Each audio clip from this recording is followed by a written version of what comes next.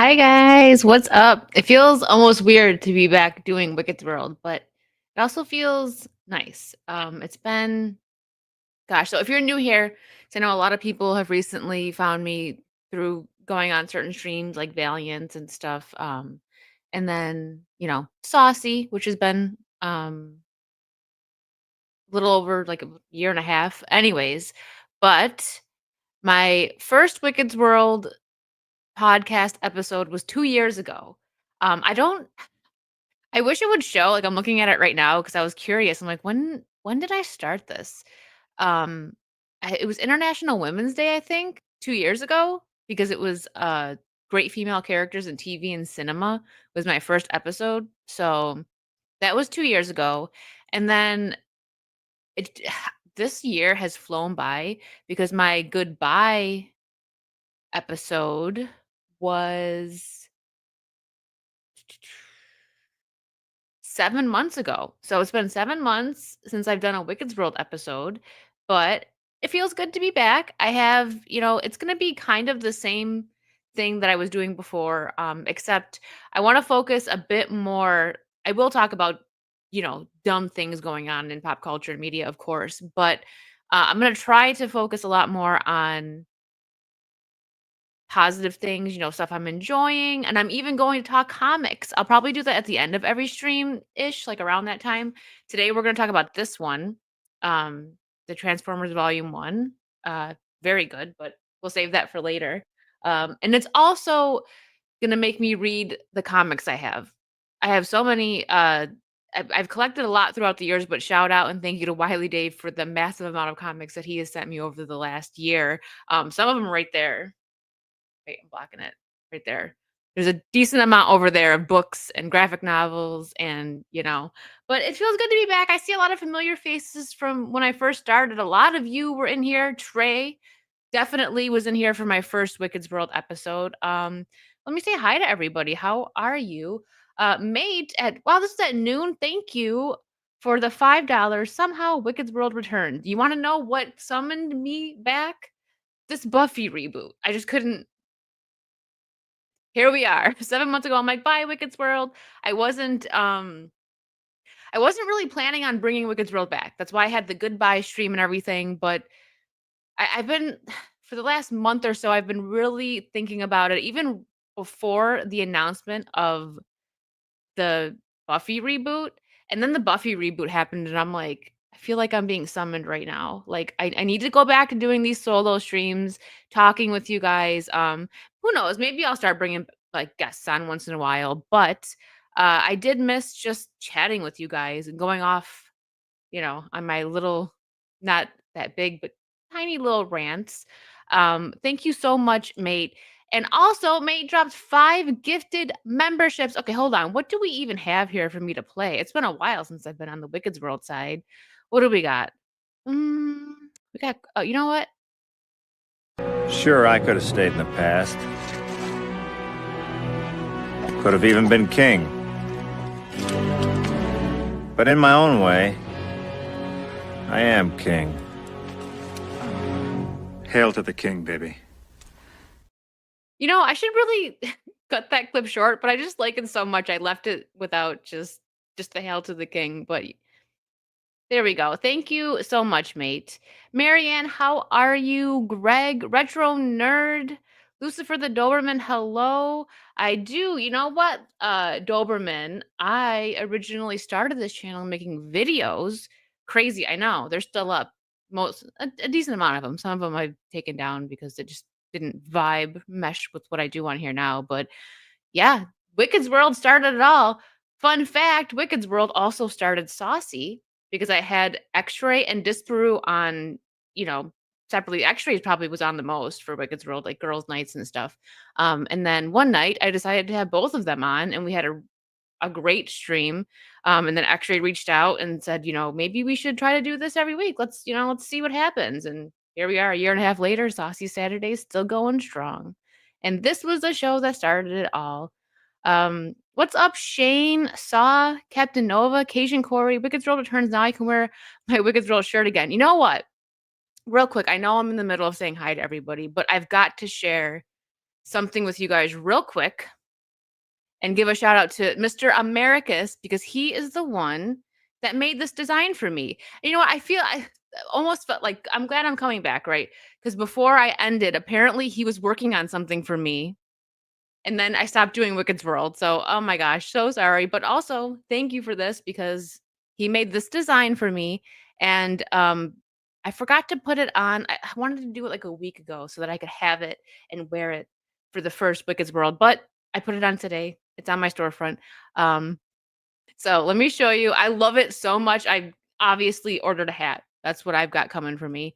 I'll get more stuff, but I was just really excited. I wanted to make sure I could get it for the next stream, hopefully. Share screen. Did I forget how to do this? Like I don't do it every week on Saucy. Okay. So shout out to Americus for this Wicked's World design. I love it. Yeah, I got the hat. I didn't get the snapback. Which one did I get? I got no. Hold on. I gotta click. Spreadshirt is like weird when you're trying to look at a design. It doesn't show. I want to see all the stuff. Well, anyways, here. This is it.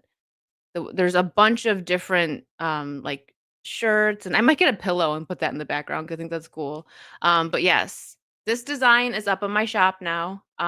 If one of my mods, if I'm sure I see Hokies is in the chat, he'll probably beat me to it before I get down and finish saying hi to everybody. But this is in my shop now. I love it so much. Shout out again to Americas for that. I think it's because it's the Wayne's World logo. Like he's so nice of him to do that. I love it. What's up, Psychotic Mongoose, Eric Stratton, oh, and Trey, hello. He was here for the first, and he'll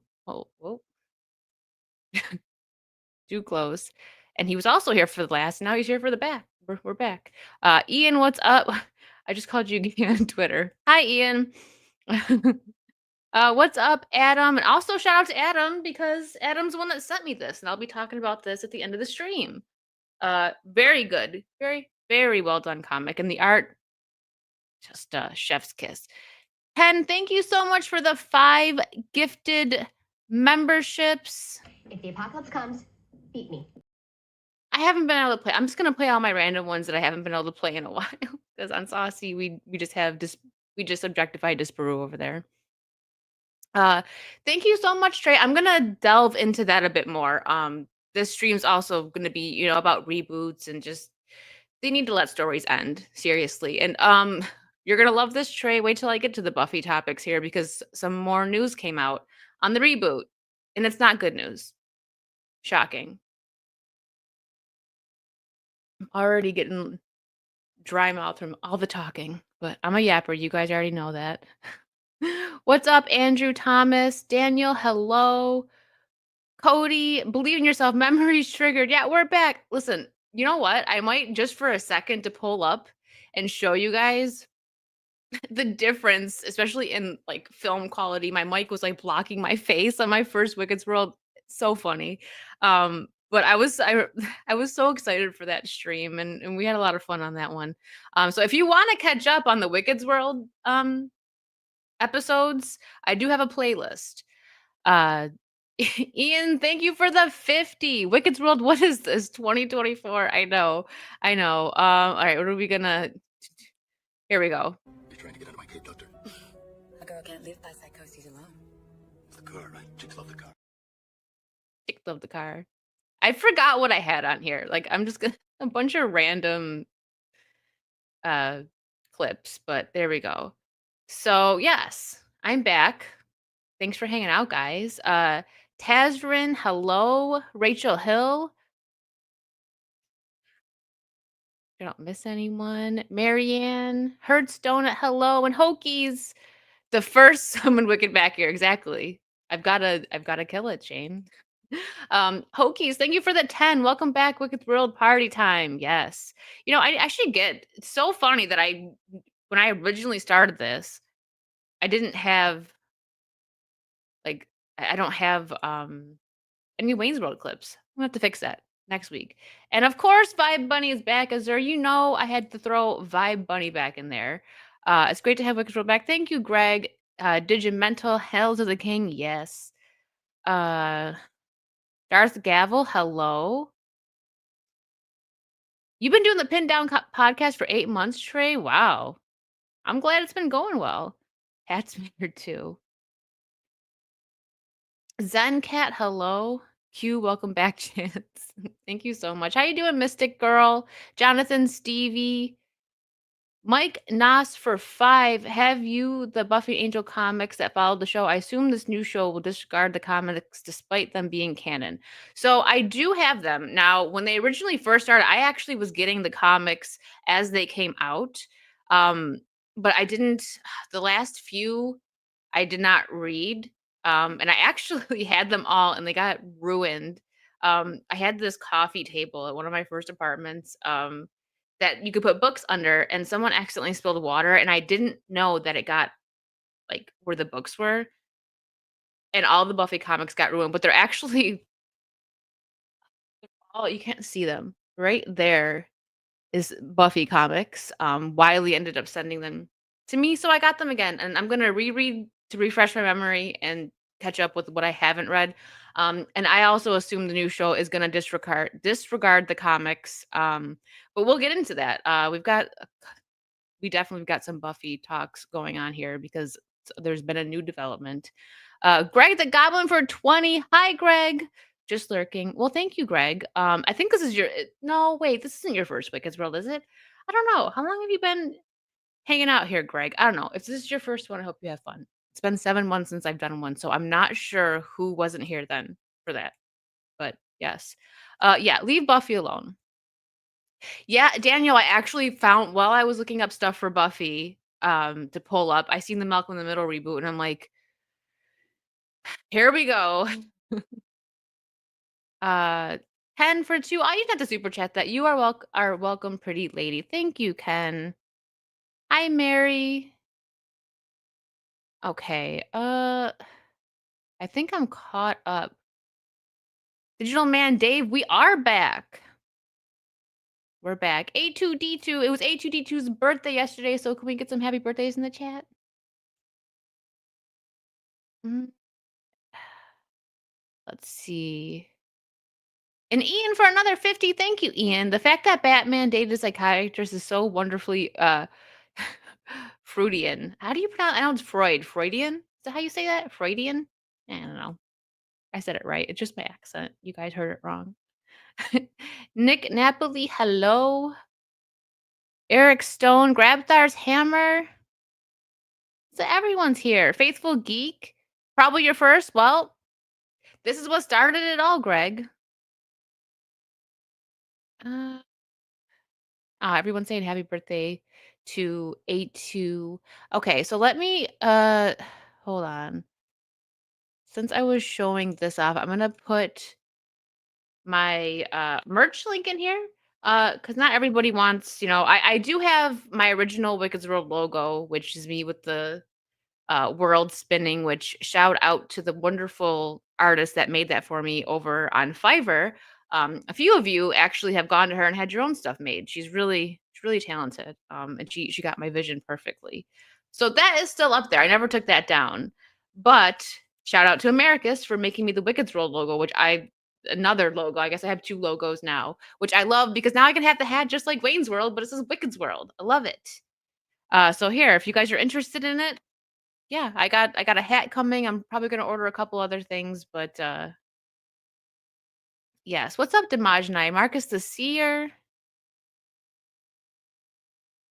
Zencast's first time here on Wicked's World. Well, welcome. Yeah, it's so like I said, 7 months ago I had a big goodbye stream. I had a couple of friends on for that one. I think it was Disparu, Capable Gentleman, X-Wing, King's Advisors might have also been on that one. But yeah, just life got so busy and it was really hard to keep up. Honestly, this is gonna be kind of like a test run. I would love to do this every week on Thursday, even if it's only for an hour. So as of right now, that's what's gonna happen. But if anything happens, I think what I'll do is make it like bi-weekly, if life gets busy because um I do enjoy doing these. It's just when I had to stop there, there was reasons. So um yes. Gravy, what's up? So this is a reboot. Yes, it is. So hold on. Let me.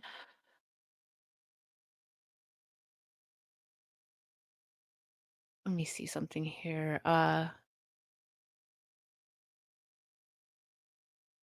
I guess you could technically call it a revival, but tomato, tomato. I would prefer if they did like a actual.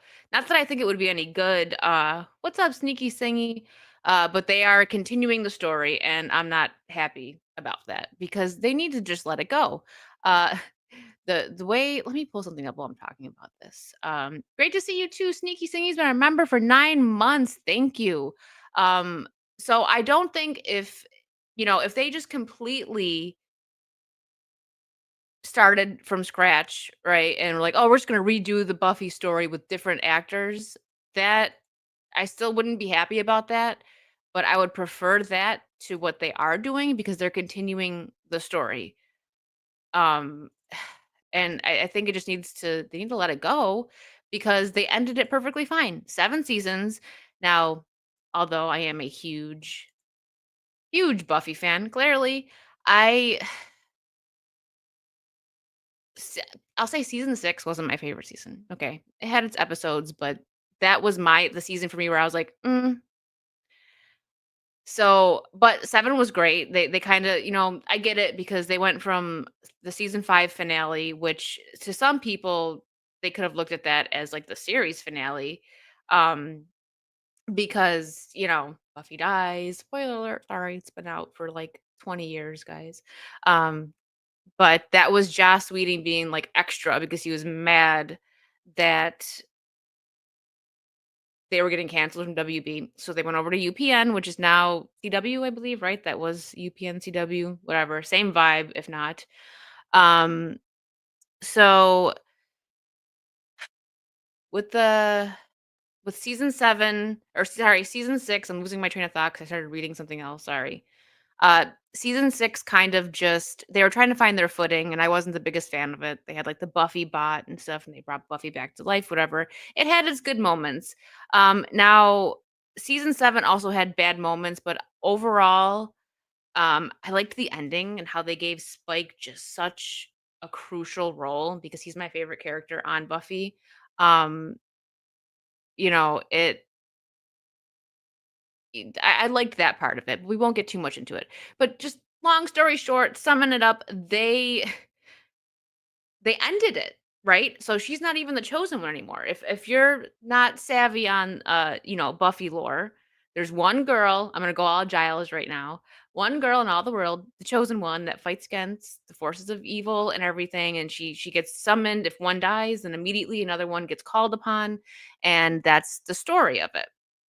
So Buffy she actually dies twice, but just for, like, a second, but literally, if you, like, say, like, a Slayer has, like, a heart attack and dies for a second, but then gets brought back, it counts. So, if you die even just for a second, the other Slayer will get called upon. So, they end it in season 7 where her friend who's a witch does a spell and just makes any woman in the world that has the potential to be a Slayer in them, like, that could get called upon, that whole thing, they just have the power now. So, there's no longer just one. So, they did this huge thing with that, right? So, okay, so now there's just like kind of an infinite amount of slayers. So I don't know what they're gonna do with this. I do have an article that I'm gonna pull up in just a second. But yeah, Buffy was on the WB, Nick, but after season 5, they were canceled on the WB and then they went over to UPN. Um, so and then they also ended Angel. So as I suspected, the I don't think they're gonna have any of the original people. We may besides Sarah Michelle Gellar, who's reprising her role as Buffy. Um, here. This was in the new article that I came upon that just I found it today, so just in time for me to be annoyed. Um, so second here.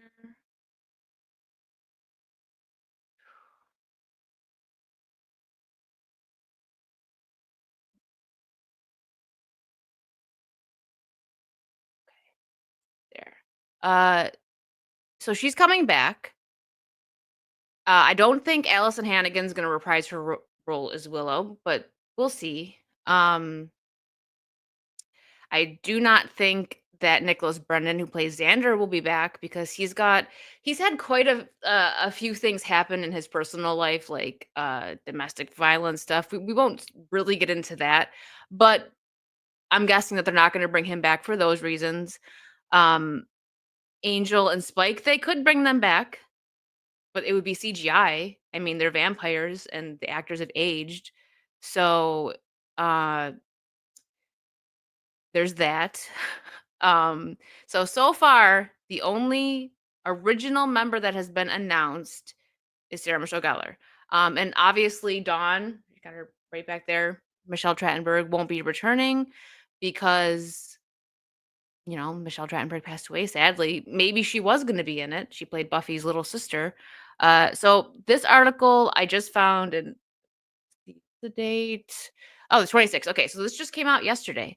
Um so Buffy the Vampire Slayer reboot teases a new Slayer who is more like Willow.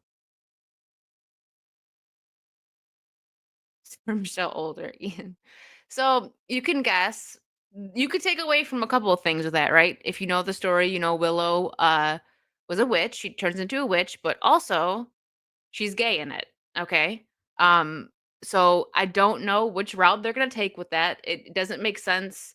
I mean, I guess you could sense, the potentials now exist, right? All of the they're not potentials anymore after Willow did her spell. There's just an infinite amount of slayers out there now. So I guess there could be a witch slayer.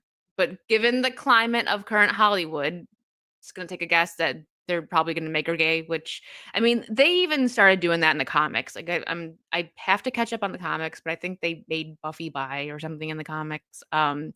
Deranged lunatic. What about Giles? That too. He might now. If someone's gonna come back, I could see that because Giles obviously can age. He was a very crucial role in the series. I think they all were.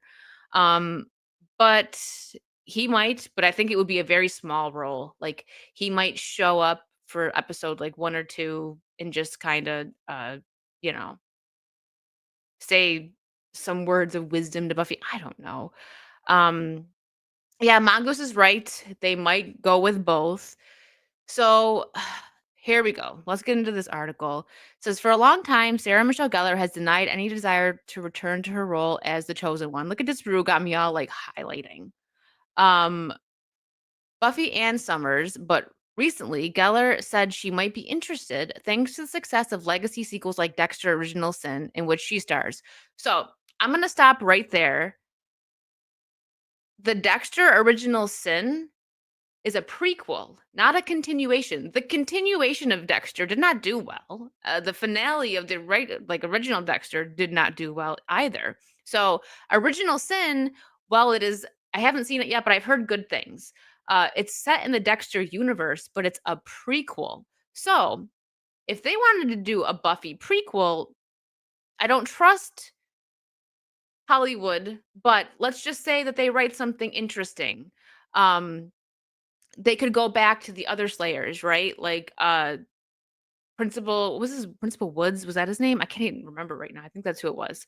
The principal who his mom was a previous Slayer, the one that Spike got his jacket from, right? So, they could do yeah, it's more like a spin-off Trey, but if they that's completely different. Like, they're comparing a show that is doing a prequel spin-off series versus continuation because the Dexter continuation, like I just said, did not do good. It did not do well at all. So now if they took Buffy and did that, that might be interesting. We were supposed to get a Faith show, but there was scheduling, I think, problems with Elijah Dushku, which there's another one. I don't know if she's going to show up here. Because if we're being honest, right, they say Buffy's the prime Slayer, which, yeah, she has shown she's just about the best Slayer in history, right? Faith is actually the last one that was called upon as a chosen one because when Buffy died, there was Kendra, and then Kendra died, and Faith was called upon. So technically, not technically, it's like actually, Faith was the last single Slayer to be called upon. So I don't know if she's going to be in this, but you get what I'm saying. If they wanted to do a prequel, kind of describing the lore of behind the Slayers and all that, they could even do some kind of like mini series where each episode is about a different previous Slayer, and that could be more interesting than continuing like what they're doing. I'm not invested in this. I will check it out when it happens, just to I feel like it's my duty to report to you guys on it, right? Because it's Buffy.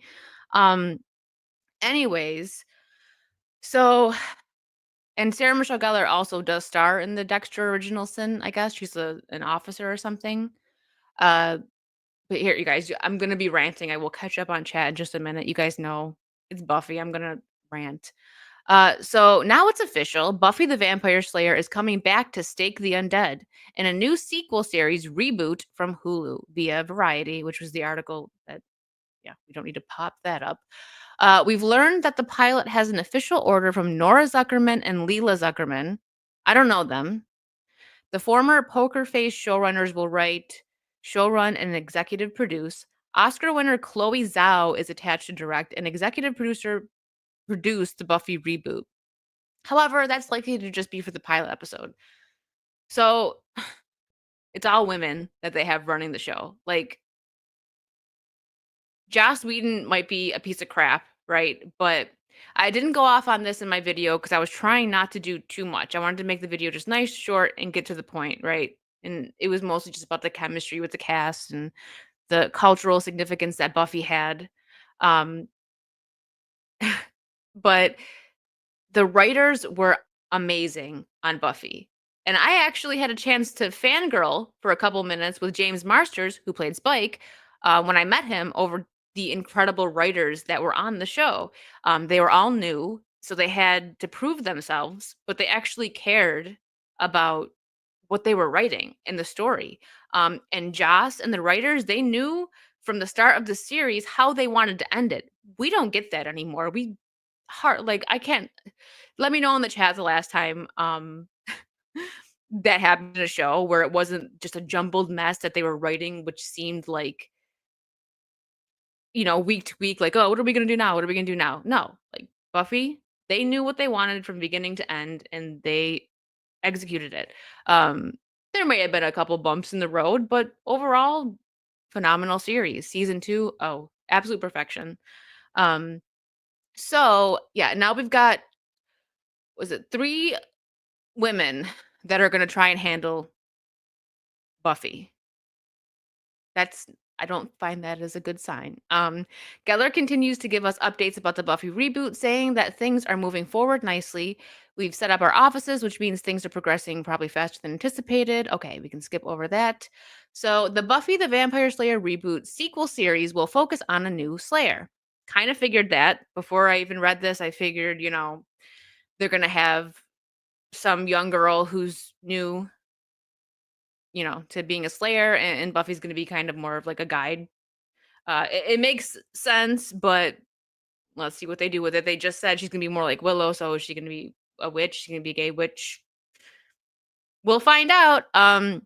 So although the series will still use the title Buffy the Vampire Slayer, the Buffy sequel series will focus on a new Slayer. Geller, can I talk? Geller will appear in a reoccurring role rather than leading this reboot series. The original Buffy the Vampire series finale in 2003, right? 2003 was when the finale was. This show, they needed to just let it die. I mean, it had its conclusion, and but okay, so it's a reboot, also revival, right? So they're trying to bring in a new generation, I guess, and they just have Sarah Michelle Gellar coming to try to bring in people like me, I guess, fans like me maybe. But it's I don't know. Like I said in my video, if you didn't watch it, um it's a very short video of just me going off about why stories need to end and my thoughts on this Buffy revival here, reboot. If it's well done, okay. I will not be mad at all. I would like for this to be good. I love Buffy. So if they brought this back and they added a new chapter to the Buffyverse and it was well done, I will applaud them and admit that I'm wrong, but I just don't have faith that it will be. Um so let's see. It ended in 2003, with girls all over the world activating their Slayer powers. So there will now be a generation of Slayers who might need Buffy Summers, the Prime Slayer, as their mentor. We can easily see that as the premise of this Buffy the Vampire Slayer reboot sequel series. That seems like a mouthful. Buffy the Vampire Slayer reboot sequel series. But okay. We'll just have to wait and see to know for sure, though. So, TV Line reports that this new Slayer will be more like Willow than Buffy.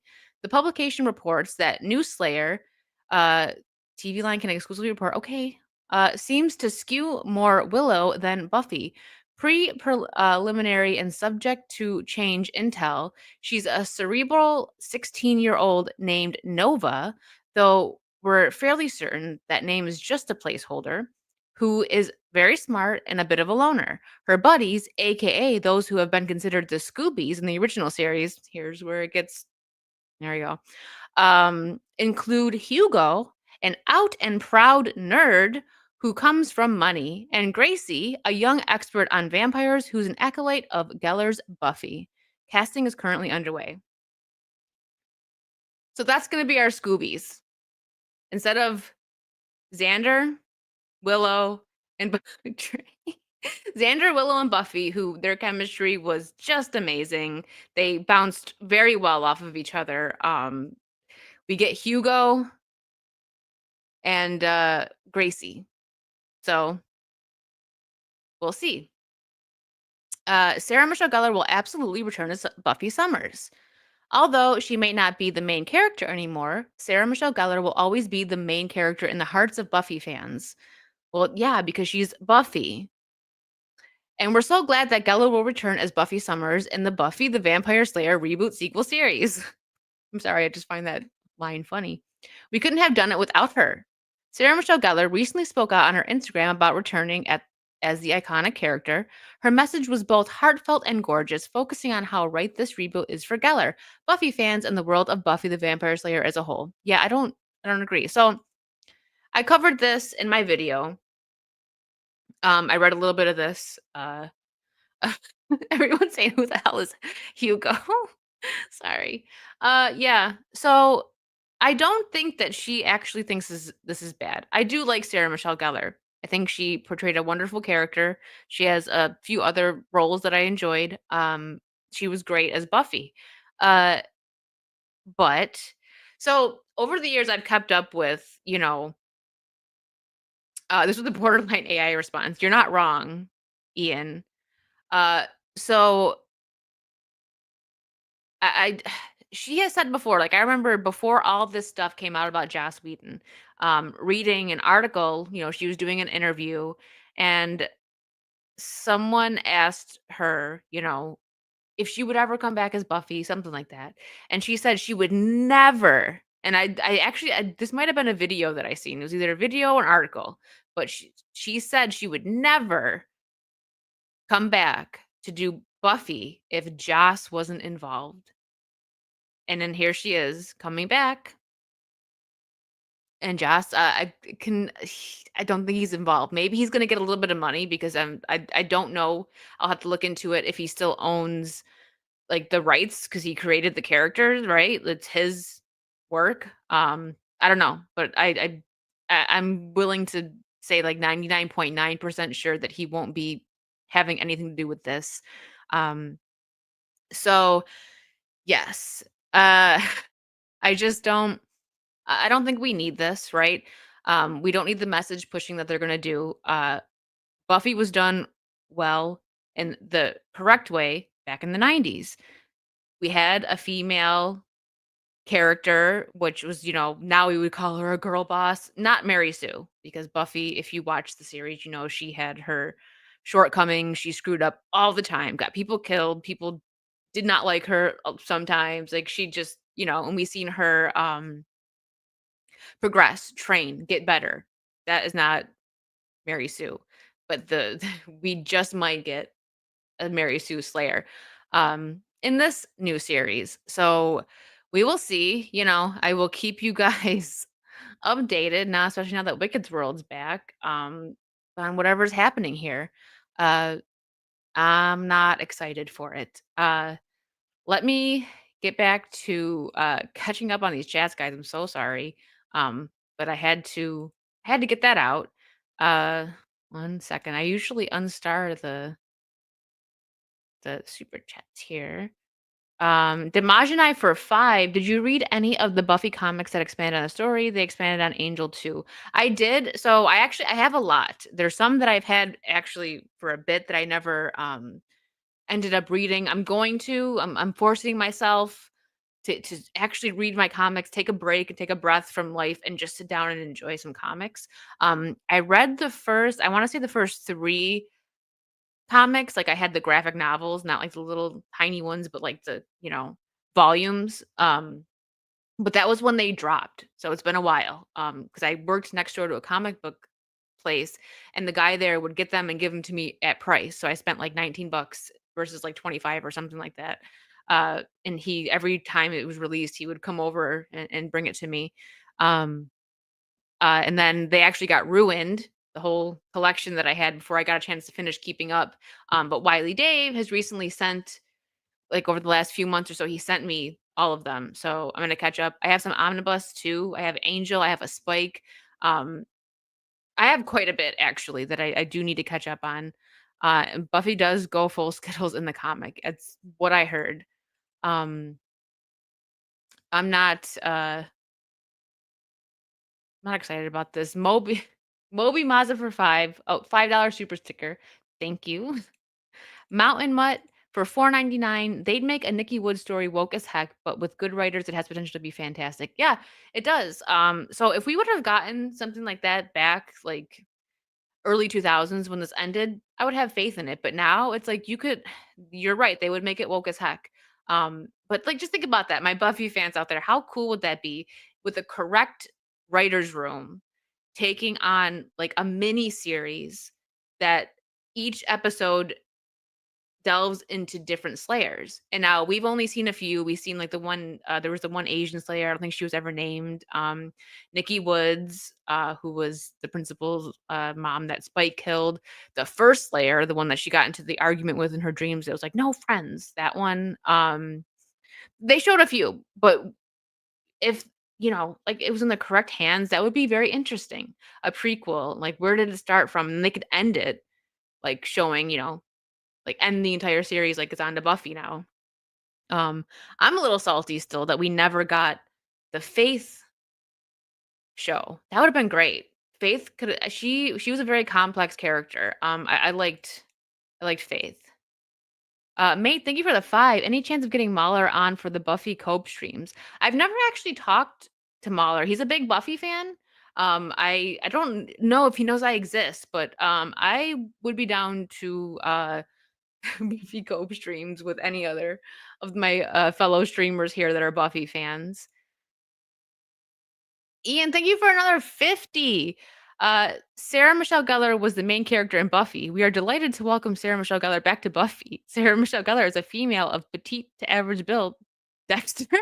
Exactly. I think you wrote that better than they did. Um, Schick74 for 199. Christy Swanson is Buffy. I'm old. No, let's see. Like I like the show better than the movie. I have seen the movie, but I appreciate the movie because we wouldn't have the show. Now, my argument with that is not no hate towards Christy Swanson. I like Christy Swanson. Um, but because, the Buffy show was 7 seasons, they had so much more time to delve into her character, and just give us more personality. But it is a fun watch. If you guys have never seen the Buffy movie, I suggest it. It's also got Luke Perry in it. Sarah Michelle Gellar was begging Joss back in the day to get Luke Perry on the show for like some kind of cameo, but it just never worked out because I think he was doing like 90210 and whatever else around that time. Marker Reality for 5. Thank you, Mark. They need to stop doing remakes, reboots, read this, read that. Hire some writers with talent before touching any beloved IPs. Agreed. Sorry, I'm an old Star Wars fan. No, thank you for the 2. I agree with you. I said to someone, I was like, so this is how the Star Wars fans feel. Now, I'm a Star Wars fan, but arguably, if you just know me, you know that I'm a bigger Buffy fan. So this is like everyone that was outraged over what they did to Star Wars. That's how I feel right now. And it hasn't even happened yet, but it's going to. Um yeah, I'm not happy about it. Now I missed a couple of comments here. So sorry during that rant. Let me scroll up. I don't know if OG's still in here. I saw you. uh, Orange Grove. Where are you? There you are. What's up? I don't know if you're still here. My celebrity crush, Richard Madden. I love Richard Madden. He's such a classy, handsome man. Uh, and yes, I brought up the Angel or Spike. I have no idea. If they're gonna be in here, I could see. Um, Teresa, I was a Star Wars fan. What's up, Shaman? If I missed anybody, so sorry. Richard Dower, hello, Dex. Uh, the movie is why I watch a show. Exactly. So I'm the other way around. But the show came out. I mean, I was very young when the show actually first came out. I was definitely not of age to watch it. Um, I seen a little bit of like the end seasons. Like my mom would watch it of this, and also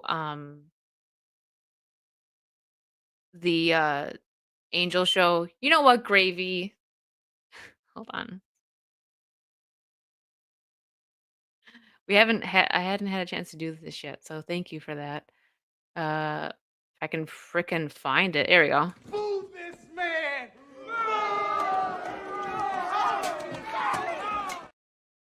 You better calm down, Gravy. Um, Rip to Luke Perry, I know. Thanks, Ian. I know he's got a tomato ready. Uh, so yeah, I'm not happy about this. I don't know.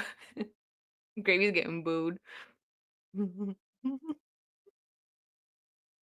Oh, dang, A2 came with the all caps. Now you're in trouble.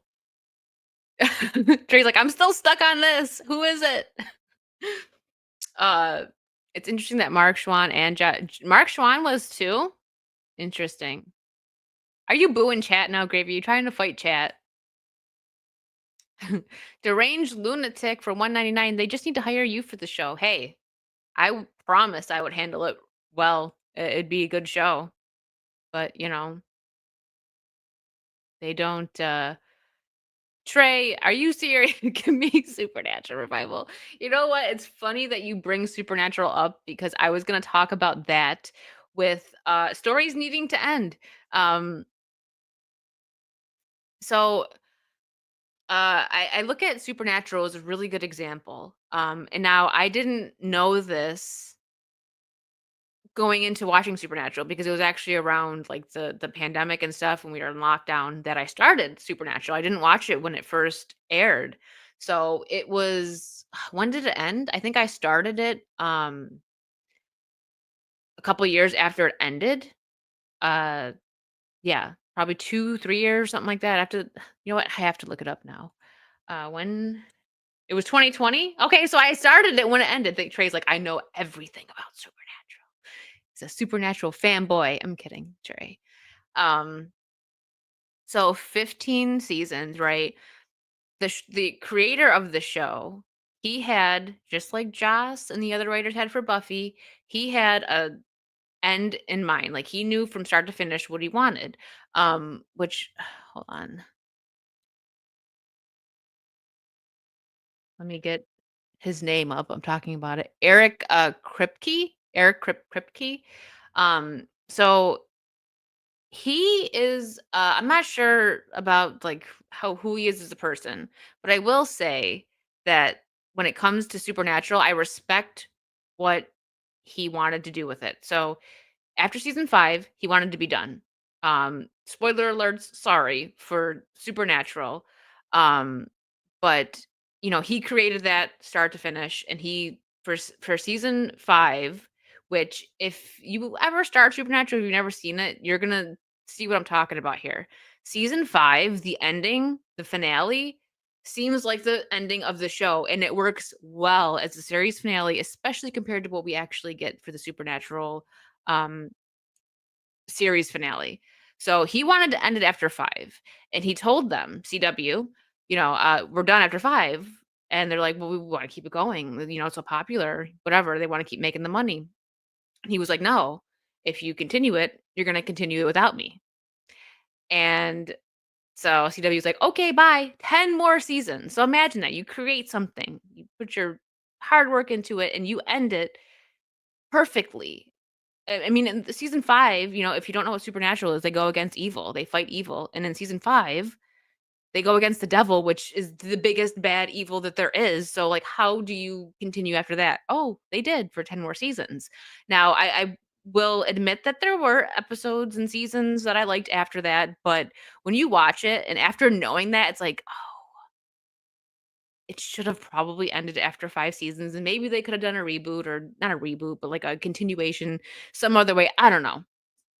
Uh, so yeah, that and I do agree someone in there said he ruined The Boys, yeah. But, Supernatural was, like, his baby, right? Him, maybe someone else, don't quote me on that, but he was a creator. Americus is finally here. Look what I did, Americus. And Ian, you hush up. I did not. I said I love the design, and I ordered a hat because pretend drum roll, please, because I don't have that. Um, I don't have a drum roll. I just wanna show Americus this. He created this for me, and it is in my merch store now. I ordered a hat. And thank you, Hokies, just in time, dropping the link for me. Yeah, The Boys was so good, and now it's so bad. I can't even stomach it. What's up, MTV Steve? Did I miss anybody else? AP. I'd argue Smallville went on way too long. Probably, Richard. I think that was another example of where they didn't know where they were going with it. Um, How I Met Your Mother, yeah, sob. See, the thing is, with How I Met Your Mother, they wrote themselves into a corner because they recorded all the stuff with the kids. So they had to yeah, no, I agree, Saw. The ending was not good for How I Met Your Mother, but I do enjoy that series. But yeah, I love this.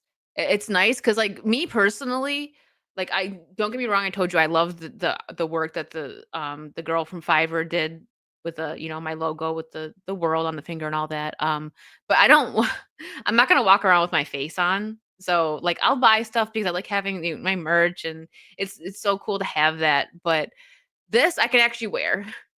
Um, Probably not too much because I still am one of those people that I feel a little weird wearing my own merch, but this is something I love. Like, I can't wait to get that hat. It'll be on hopefully the next Wicked's World episode, if not the following one. Depends on how long it takes to deliver.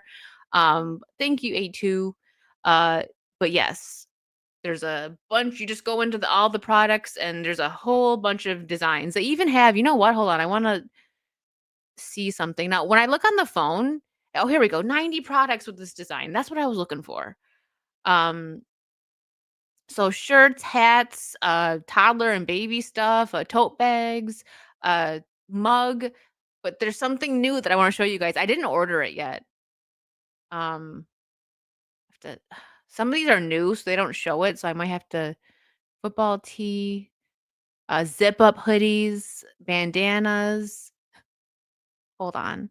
I'm looking for. Oh, I was supposed to take that one off. I gotta fix that because it's white. Doesn't look right with the font. Where is it? This, how cool is that? They have jerseys here now. Should I get a Wickets World jersey? I like the throw pillow, Americus. I might get it. Maybe I'll get like a little chair to put over there because I need one more black and white picture that I want to go on that wall there with Robin and Audrey. Um, Maybe I'll get just like a little stool and throw the Wicked World pillow there. I don't know. But this is kind of cool. They have different colors, right? I mean, obviously I'm gonna get red if I get one, but it's kind of cool. This is new. So, and they have a bunch of different colors. Uh, I think it's interesting. I could put an outfit together with this, but yeah, just yeah, I like Spreadshirt. They have oh,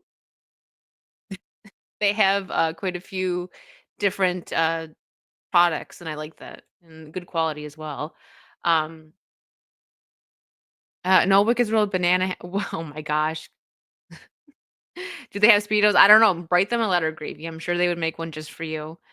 Need a Wicked World pipe for America's Wicked World cigarette case. I'm surprised they don't have that yet, to be honest. And let's see. Jose Taco asked if I ever watched Firefly. Yes, I really enjoyed Firefly. Um, it was too short, but at the same time, these days, especially now, I mean, we're talking about letting stories end. I I appreciate that because it ended well. It was still a good show, you know? But something that I'm a little bit salty about is we were supposed to get Spike for one episode on Firefly. He was gonna be on there in a bar talking to Maul, and they were just gonna have like a chat. And I'm like, and it was gonna be Spike because and that proves that it's a part of the Buffy verse. I did watch Serenity. Yep, A2. That's why I named my one ship on Sea of Thieves Serenity. You know, I need to do a rewatch because I watched through Firefly and Serenity once. Um, a long time ago. It needs a rewatch, I think. What's up, Mr. T? The real question is, did Wicked watch Gossip Girl? You know what, Richard? Why you gotta out me like that? I did watch Gossip Girl, but not when it was popular. Because when I was a teenager and I worked a lot, like there was times where I'd work 2, 3 jobs, like school work. So like I've been a busy bee like my whole life.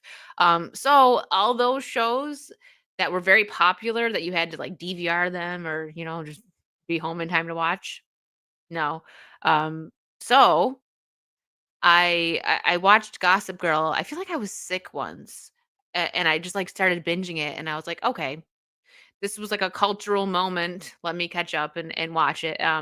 It was good, but if I can be honest, for the girlies in the chat and some of the boys that low key watched it and don't want to admit it, um, it could have been one season and it would have been great. Again, CW. The thing with CW is they get their hands on some good stuff, man, some good stories, and they'll have like the writing is there sometimes. Um, you know, and it's well written for the most part, right? And then they just jump the shark or they get money hungry and keep it going. But sure, the reboot was awful. Oh my gosh. I watched like the first half of it and I was like, um, what? Because how does Gossip Girl? Okay, let's get girly and stupid here for a second. If you know the premise of Gossip Girl back, when it was original in the early 2000s, it made sense. Before social media was a big thing, right? We had what like MySpace, I think Facebook probably at that time. But anyways, uh, it was one girl that was one person. Don't want to spoil it. One person, Gossip Girl, was like basically stalking the rich and elite and just, talking about everything that they did and airing out their dirty laundry. In this reboot, this is creepy. In the reboot, it was the teachers that wanted to stick it to the like rich, entitled students. And I'm like, there's one scene where a teacher sees like a I might be wrong here because I didn't even finish the first episode. But a teacher takes a picture of like two students like making out or something. And like one was cheating on the other and they post it. And I'm like Instagram or whatever it was. And I'm like, this is creepy. No wonder this reboot was awful. I was like, what are they doing here? I did see a clip floating around because Michelle Trachtenberg was awesome in that show. Georgina Sparks, sassy, amazing. Loved her in that one. She returned to the reboot, I guess. I think she was the only one, and her little clip was actually good. I saw it on I think Instagram the other day, and I was like, "Oh, I didn't know that she returned because I didn't watch it because it was awful." But she still had it, like she came back and she still just embodied that character wonderfully. Um, no wonder I mostly watched History Channel in the early 2000s. I wouldn't expect anything different in Americas. Um, yeah, nothing creepy about that. Could you imagine that? Like you're in high school and you're going to like kiss your girlfriend or your boyfriend, and your teacher's just like, I'd be like, "The frick, man!" Like, so weird. No, thank you. Uh, Early 2000 CW was good. Smallville was my show until it got stupid. Yeah, I feel like Smallville might have been the first show because I didn't finish it, and everyone tells me to finish it, and I kind of like want to, but it's not that the show doesn't hold up. It's that after a certain point, like I know I'm gonna just lose interest. Like I didn't even get to the Lois Lane stuff. I didn't get when he went to Metropolis. I stayed in Smallville. I can't even remember the last season I watched. Yeah. I think the last season I watched was and this was when it started getting weird, like when Lex and Lana become a thing. Like, don't they get married or something? I don't remember. I just know they were dating. That's all and that was like back like probably when it was new, which is why it's a little fuzzy for me. Um, but yeah, so back on CW, they get some good stuff, right? Like I loved Arrow. I really loved Arrow. I thought they did a great job. Um, in the beginning. Let me stop there for a second. And then, they turned the Felicity and him, will they, won't they? Oh, it's all about how great and wonderful Felicity is. Like, okay, Oliver ends up with Black Canary. That's his girl, not Felicity. Like, so what are you even doing here? Her right there. Canary. That's my girl. I love Black Canary. But anyways, and same with what was it? Flash. Sorry. My brain paused for a moment there. Flash was good in the beginning.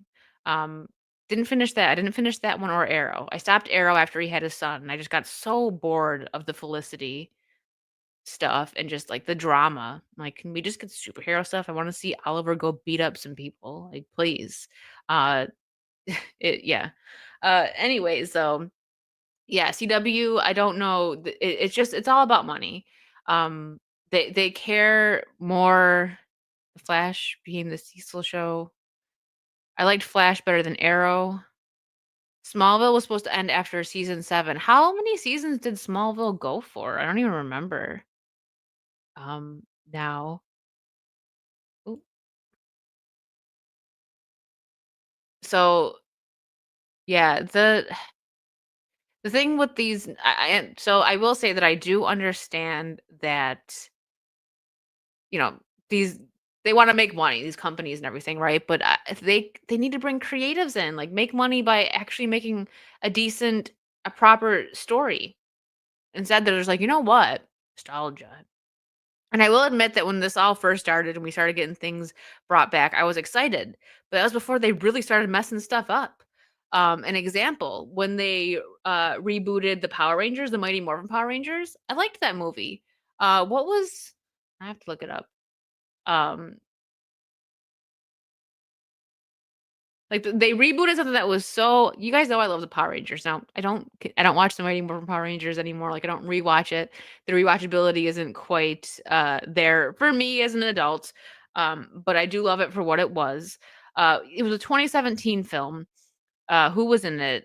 Dacre is that how you say Dacre? I don't even know how to say his name. Montgomery, the guy that was on Stranger Things.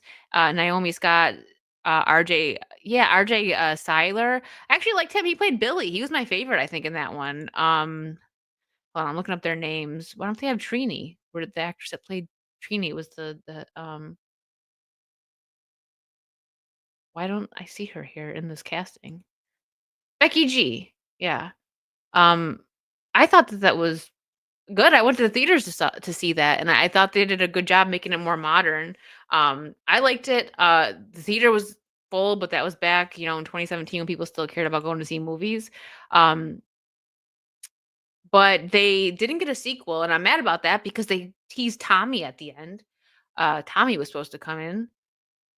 The reason why there was no sequel was because the toys didn't do well, so they stopped it. Buddies. Um, But yeah, so that was it's hard to do that because like, we look back fondly on the Mighty Morphin Power Rangers. I do. Most of us that watched it, we do. But, like, now as an adult, I wouldn't watch something like that. I was a kid when it came out, and it's the nostalgia thing. So with the new movie that they came out with, I thought that it was good for what it was. Um, yeah, Mattel controlled TV back then, you're right. It's all about selling toys.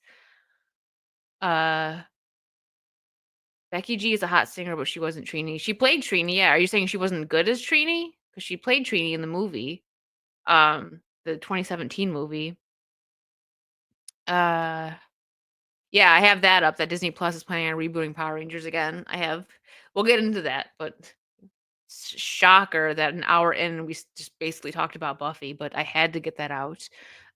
Um, it's just I just think that these reboots are such a disservice to the status of these iconic series, movies, and franchises that we loved, and it's a shame.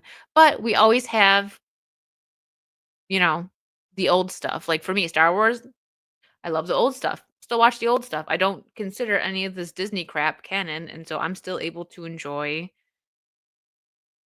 the original movies. Yeah, Cobra Kai was really well done. That was so two things, and both from the 80s that they brought back 30 years later and were great. Cobra Kai, Top Gun, because it was done properly.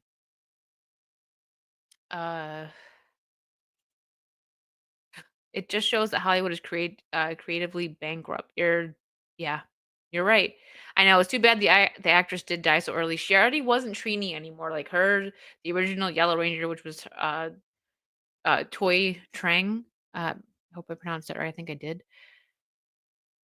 And Austin St. John, who was the Red Ranger, and Walter Jones, who's the Black Ranger. They all left because of like money and just it had to do with like union stuff because the Power Rangers wasn't a part of the union, something like that.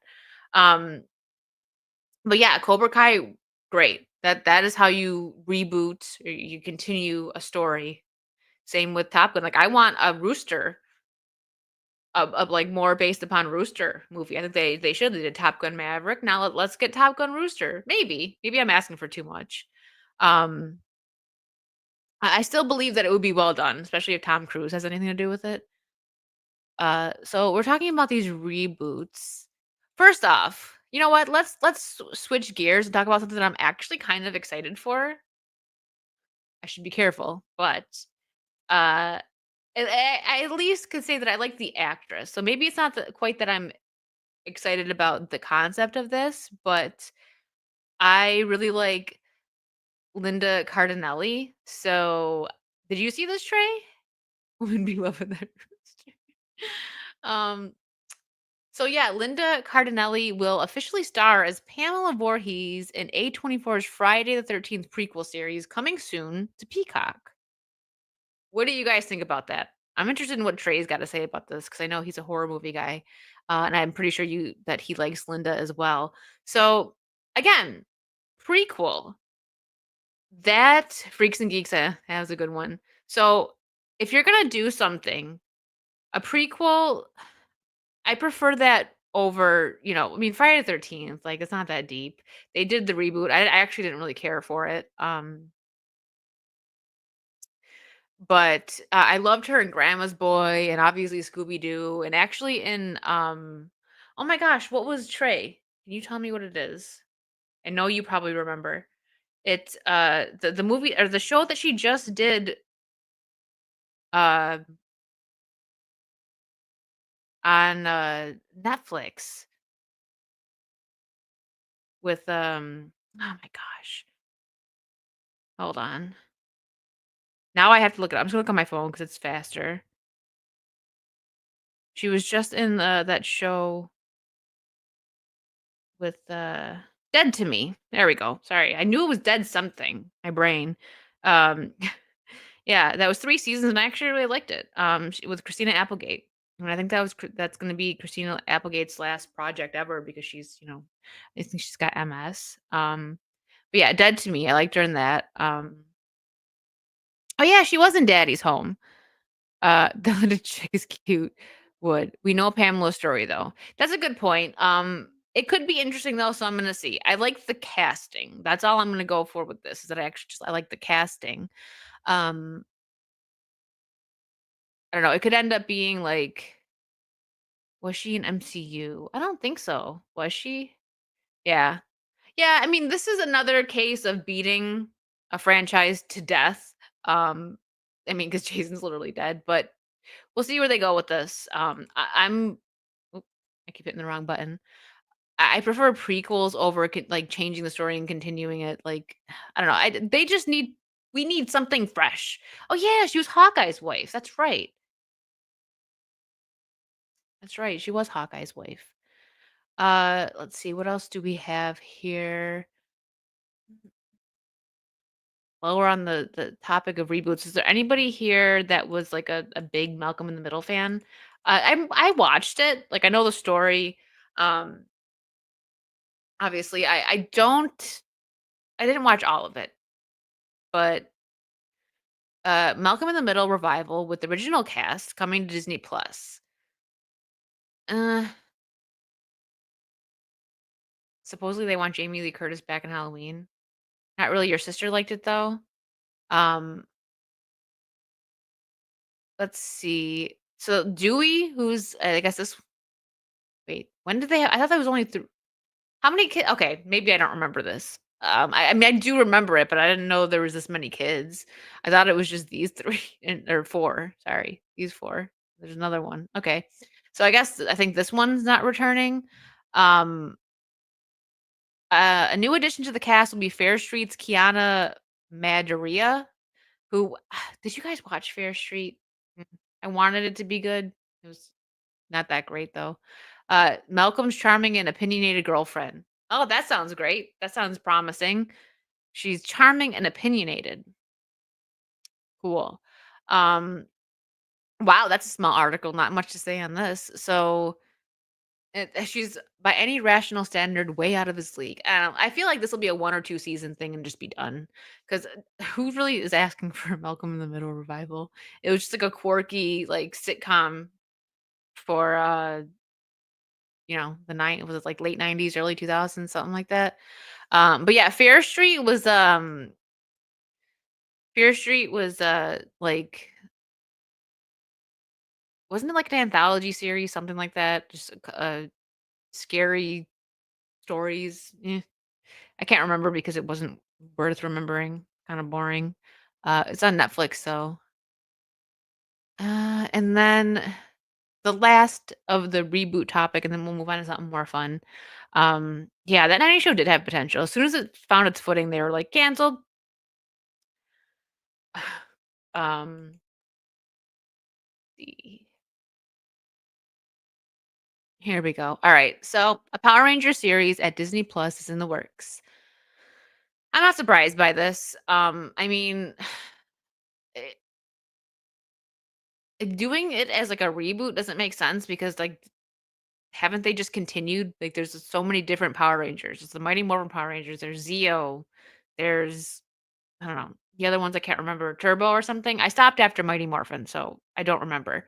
But like if they're rebooting the Mighty Morphin Power Rangers, it's kind of stupid because like I said, they've been continuing with the Power Rangers for years. So it's like Hasbro will produce the series, and the company hopes to capture a brand new generation of fans. So let's see, is it going to be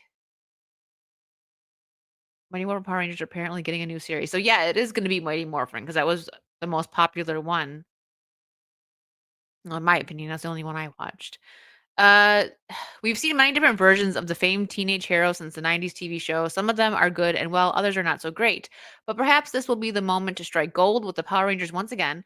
Percy Jackson is a great and quite successful series on Disney Plus with a third season on the way. Steinberg and Schatz found a way to honor the source material while also bringing something fresh to the screen. Perhaps they can do that with the Power Rangers too. Eh, I don't I think it's going to be boring, but we'll see. Oh, yeah, heard said. Yeah. Um, they're just so they have no creativity anymore. They're so lazy. But the thing is because they are still bringing in money with these just, you know, reboots, taking beloved franchises and writing them the way they want to, it, they're still making money on it. Not as much. We've seen Disney's getting hit like the new Snow White. Um, number one movie in the world right now, but there's nothing to go against it. So I definitely think that Minecraft is going to do much better. Um, yeah, it's going to be awful. I'm not going to watch it because I mean, I stopped watching Power Rangers when I was a kid. I checked out the movie in 2017 because just kind of interested, but like a show I'm not going to check it out. It's not going to capture.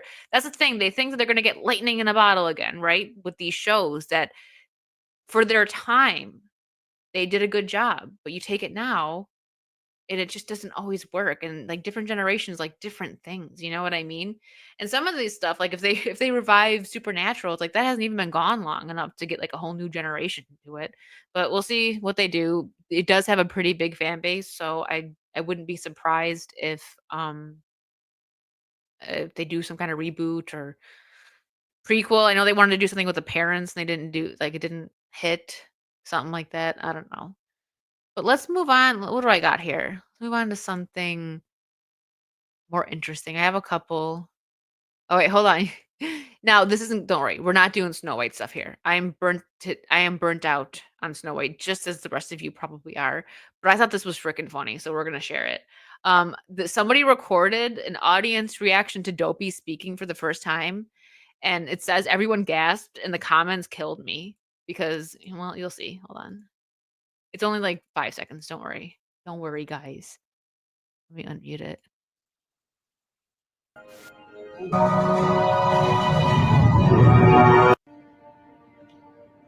Let her try.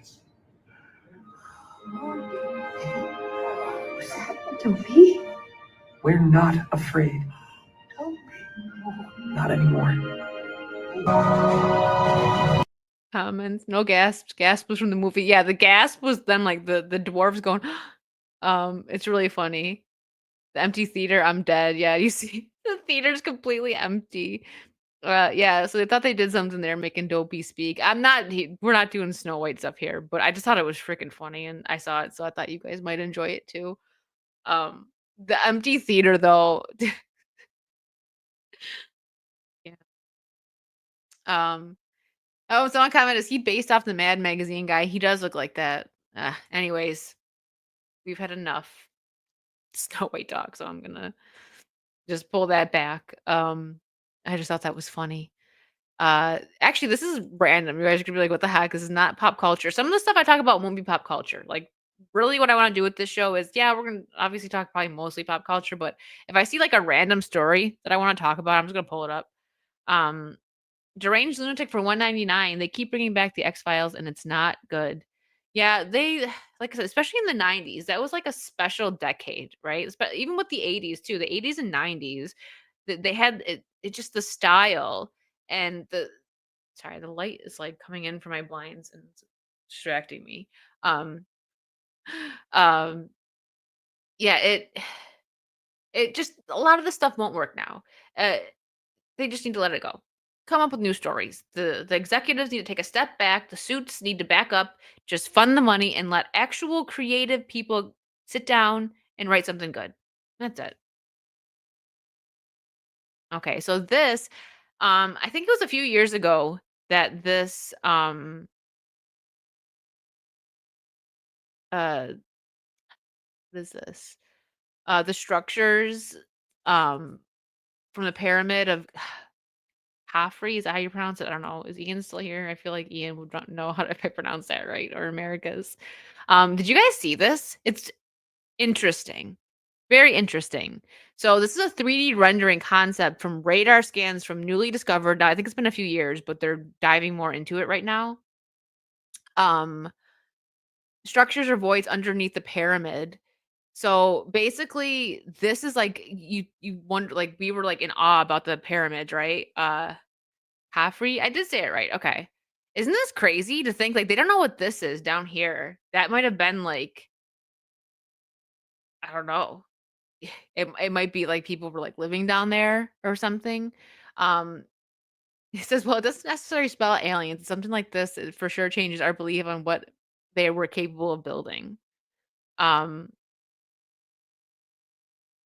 Just the fact of how old this was and just, like, makes you wonder, like, what happened? Did the civilization get wiped out? Was there a whole, you know, I don't know. I just thought that was interesting. I don't know if anybody seen it. I just heard about it, like, a week ago, and I was like, "That's interesting. I'm gonna talk about it." Uh, Kinda looks like the Resident Evil Underground map. A little bit. Uh, but yeah, I hope that we hear more on that because I find stuff like that very interesting. Did you watch Stargate, the aliens? No, I didn't watch Stargate. Uh Yeah, what happened exactly? That's the big question, like, what was going on? Like, we were in awe that they built the pyramids, and then come to find out there might have been, like, a whole civilization or something under the pyramids. Uh, the SAR, used cannot see more than a few meters, and it supposedly saw over 2 kilometers. Really? Shane says Chuck Norris built the pyramids. Um, okay, so I found this, like, kind of interesting. Um, see. History is me too. It needs to go on a shirt. History is wild. Sorry. I mean, you're right, but it made me giggle. Uh, John Barenthal initially turned down Daredevil Born Again Punisher Return. I didn't see it. Kind of wish that he would have kept it. Like, been like, I'm done, you know? But money talks. I'm sure that's what happened. So let me skip through here. He initially passed, the direction of the character was just not for him. Fortunately for Barenthal and Frank Castle fans, much of Daredevil Born Again was reworked after its first 6 episodes were filmed, and the new Daredevil Born Again direction allowed Barenthal to feel comfortable to return as Punisher. The happy ending helps, but we feel Barenthal's Frank Castle's happy ending. Frank Castle doesn't get a happy ending. The heck is this article saying? Uh, okay, but we feel, or maybe they're saying a happy ending that because for Barenthal coming, I don't know. Anyways, but we feel Barenthal's decisions reveal true integrity as an actor and a deep loyalty to fans who love the character. Are we sure about that? Um, Now this is no shade toward Barenthal. I think Charlie Cox and John Barenthal both play the roles well. Um, but the writing is not there. Uh, so I don't. Yeah, sorry. Like my train of thought just like went off there. My bad. Um, I don't think that it's necessarily that he had a deep loyalty to fans. I think it had to do with money. His scene was one of the better ones, yes, that we've gotten, but yeah, so he revealed to Entertainment Weekly that Marvel approached him to join the first rendition of Daredevil Born Again, but that vision of the series came off as more producerial than dramatic and procedural, sorry, than dramatic and did not connect to the lore of the first of what Netflix built. Barenthal shares that ultimately he declined to return Daredevil Born Again the first time Marvel asked him. He notes of walking away from Daredevil, ultimately I didn't see it. I didn't see the version of Frank, and what they wanted from Frank didn't really make sense to me. And I thought would not appeal to the fans and wouldn't be congruent, the actor explains. It was not something I was really interested in doing, so had to walk away. Um okay, that could be true, but I'm just I when you compare what we're getting from Disney right now to what we had from Netflix, it's just not there. It is not. It was such a well done um series, and the story, I loved it all, and they're changing everything about it. Now, I was on Valiant stream yesterday, and Michelle from Force of Light told me something that or was told us something that I actually didn't know. So, if you're keeping up with the series, I'm watching it for Saucy, and well, now I'll talk about it on Wicked's World now that I brought Wicked's World back. They get rid of the trio in Daredevil, but the reasoning apparently that I didn't know is because of scheduling conflicts with the actress that plays Karen and Foggy, but I don't know. I still if they couldn't do it, they should have waited is what I think, because part of the charm of Daredevil, a big part of the charm was the trio. You don't get the trio, that takes so much away, and Karen just she wouldn't have left Matt. She wouldn't have. So it's like if you can't have her in, then I don't know. Put it on I know it might sound stupid to say because they had to do reshoots and there's money and stuff, but it's like if you can't do it properly, don't do it. Wait. So yeah, that, and then also it's like, okay, so let's put that in. Like, oh, they want to keep it going, but the actress has conflicts and she's gonna come back. Okay. Why is Matt moved on already with somebody else? Like, just happy and fine. New girl. Doesn't make sense. Um, Therapy scenes with Kingpin and Vanessa are terrible. I agree, Trey. Yeah, that's a whole nother thing. Like, Kingpin is supposed to be one of the most evil and ruthless villains in the Marvel, in their little corner of Marvel there, right? Right, with Spider-Man as well. Um, but now, like, I understand, like, what they're doing. He's keeping it aside, right? Like, Kingpin is gonna come back, but is he though? Disney Kingpin is gonna come back. That's what they'll do. They're gonna try and make it like, "Oh, we really did something here." I don't believe it. I'll believe it when I see it.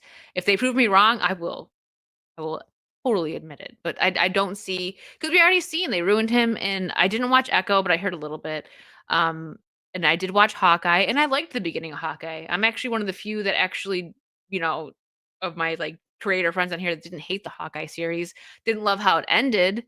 Um, the one thing that I credited it was that it didn't make it to where Hawkeye was like a blubbering idiot, and they had Kate Bishop just like saving the day. They didn't do that, so they got a point from me for that. But anyways, this isn't about Hawkeye. I'm digressing. Sorry. I just don't see what they're trying to do, and people are saying like, "Oh, they're building it up, right? He's playing the mayor right now. He's gonna fill the hole, make New York great again." Um, but Kingpin is still buried in there, and he's gonna come out. Okay, but like I just said, Disney Kingpin is gonna come out, not the Kingpin that is, in the comics or the Netflix series. Mm-mm. So, yeah, that was it about this. Again, no shade towards the actors. I do John Barenthal, Charlie Cox, great actors. I love them in the Netflix series, and maybe he probably did turn down the role initially. Maybe Frank Castle's gonna have an interesting story, but it's still gonna be Disneyfied. Like there's just um, a few people have made this point. Michelle made this point on Valiant Stream yesterday that they should make it rated R. Okay, it's PG-13 right now, I guess, on Disney Plus. It's a rated R show. Or it should be. That's what the Netflix version was. It was gritty, it was dark, and it was for adults. So they should have continued with that and just put it on Hulu then. Because Disney owns Hulu. And another point that, again, Michelle made that I totally agreed with, never even thought about this, was they could even pay to advertise it on Netflix, because the people that loved this show on Netflix are not gonna go. I don't have Disney Plus. I Jack Sparrow it, and I watch it for Saucy. But people that watch the Netflix show are not gonna get Disney Plus to watch Daredevil or The Punisher. They're just not. So, if they wanted to actually make a good show and continue with what was being made on Netflix, put it on Hulu, and yeah, advertise to Netflix. Like put it on there so people are like, "Oh, hey, they continue this, but they have it now." Okay. They might even subscribe to Hulu and it could be a good show, but they're not going to do that, because why do things that make sense? Why make money when you could not? That seems like it's Disney's motto right now. Um, what's up, Roto? Hi, Derek. Sorry if I missed anyone. Retromeister. Beta pin. Good. You know what? I like that. And I haven't heard that one. Yeah, it makes me sad because it was like when they came out with it, and granted at the time Marvel was doing fine. Like the movies and everything were still doing well. I think that's when they started going down a little bit, when maybe hold on, when did Daredevil start? No, it was still good. I think the Marvel Cinematic Universe was still doing well during like the Netflix yeah, 2015, yeah, it was still doing all right. Okay. So, yeah, 10 years ago. Uh so it's just it was at the peak, right? Like maybe not peak, but it was doing well. So it was exciting. I loved every episode, and now I didn't care much for Iron Fist or Luke Cage. I would say for me, the order would go like of the Netflix shows: Daredevil, Punisher, Jessica Jones, Luke Cage, and then Iron Fist.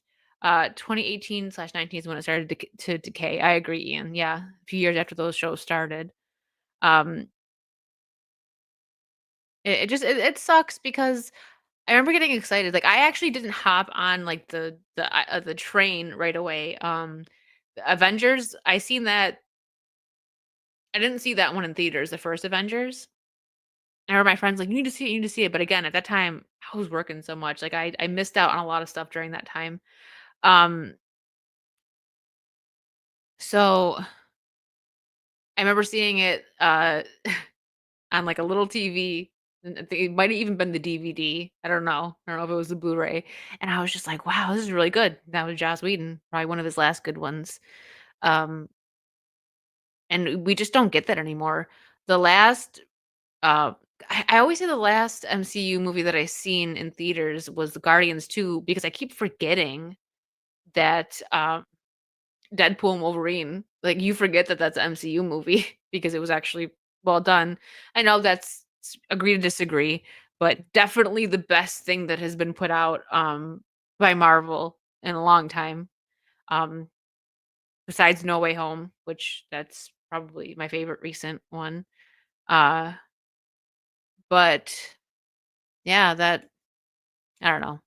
Enough of that. So since we're actually on Deadpool, I wanted to get your guys' opinions on this. So there's all this stuff, like everything's getting dug up on Ryan Reynolds and Blake Lively and everything. Uh Here's this video. It says Ryan Reynolds admits he stole creative control of Deadpool by leaking early footage. What the hell is wrong with him? I'm gonna play it, let you guys get your own thoughts on this, and I'm gonna say my thoughts. Because maybe you guys can enlighten me. 'Cause I don't know. Deadpool first. I know Ian does not like. And make sure you let me know if you can hear it. It should be. I've been trying to get it made for 11. You guys can hear it, right? This stuff kind of soured me on Deadpool 3. What, the whole like Ryan Reynolds, Blake Lively stuff? Yeah, this is about the test footage. I seen this floating around X. Here, I'll let you. I'm gonna play it first, and we'll see what you guys think before I say my opinion. Years. Yeah, we developed the script 6 years ago, wrote this fantastic script. It leaked online, and Deadpool fans went nuts for it. So the studio granted us a small amount of money to make test footage. This test footage that we shot then sat on the shelf for 4 years, as it does. They didn't do anything with it. And then about just a little under 2 years ago, it leaked accidentally onto the internet. Well, here's the thing. The fans freaked out. The Deadpool fans freaked out and overwhelmed Fox. And Fox basically had to greenlight the movie. The problem was, like, this footage was owned by Fox and sort of illegal. I know that one of us did it. Like, there's four of us. There's me, Rhett Reese, Paul Wernick, and Tim Miller, the director. One of us did it. Okay, good. Yeah, all right, good. Yeah, I don't know who did it. Yeah, we all sort of said at the beginning, someone should leak it. Someone should leak it. So the idea was planned, but I'm 70% sure it wasn't me. On July 27th, 2014. Oh, okay. Mm-hmm. You okay? Yeah, I'm perfect. Yep. The test footage for the original Deadpool leaked onto the internet. Mm-hmm. Were you behind the leak? This is a great question. This is a great question. Mm-hmm. Pass. I just want to remind you that you are hooked up to a polygraph machine. I just want to remind you that this does not follow the letter of the fucking law. And if I wanted to break out of this room and destroy everything in my path, I will. I would say that what is the question? And that's okay. No, that's like it, Lou wants to, Lou, I'll tell you after though. Please just answer the question. Oh, well, for fuck's sake. I mean, I might have provided an assist. Truthful. But I was Scottie Pippen. Hey, I was just there doing my job, and you were not someone Jordan. else gets all the credit. Okay. Okay. So I'm gonna I agree with AP here. I'm okay with leaking the film to get it made. So I think I'm not surprised. Okay, all this stuff's coming out. Is Ryan Reynolds a huge douche? Probably. I mean, most of these Hollywood people that we even like and we see like, oh, they're so sweet in interviews. They're so sweet to their fans. They're so sweet on red carpets. They're probably jerks. I mean, it's Hollywood. So I find it's like you're like, oh my gosh, he admitted it. What a scum. Did you enjoy the first Deadpool movie? It might not have gotten made if he didn't do that. I don't like every film that Ryan Reynolds has done, okay? But I'm not gonna stop liking Deadpool because of all this stuff that's coming out. There's a couple of things, movies that Blake Lively's done that I like, and I'm not gonna stop liking it because oh no, she's like a bad person. She's a pick me. She's a this or that. Now I keep up mildly with the Justin Baldoni and Blake Lively stuff, not nearly as much as some of my like internet friends. I know a lot of people do great videos on them, like My Nerdy Home Stuff. She keeps up with it. I think X-Ray talks about it a bit on her morning show, but I don't. Now we would talk about it more on Saucy probably, but I know Disprove would probably be like, I don't care. Next topic, please. And I'm with them on it. So with my take that I'm going to say, which probably isn't a hot take, but because people just pick a side with Justin Baldoni and Blake Lively, they're both probably awful people. he's like a male feminist, gross. And and she's probably a jerk, whatever. But it's funny because like people are pulling stuff up, like the way she hooks guys in is like she bakes them stuff and all this, and I was like, she bakes for them, insufferable. Like some of this stuff just makes me laugh. Like the internet is wild. Um, but yeah, Clyde, thank you for the 5. Going to watch this on TV, so here's what I want to know. Clyde, thank you so much. Here, we haven't played anything in a while. What do we got here?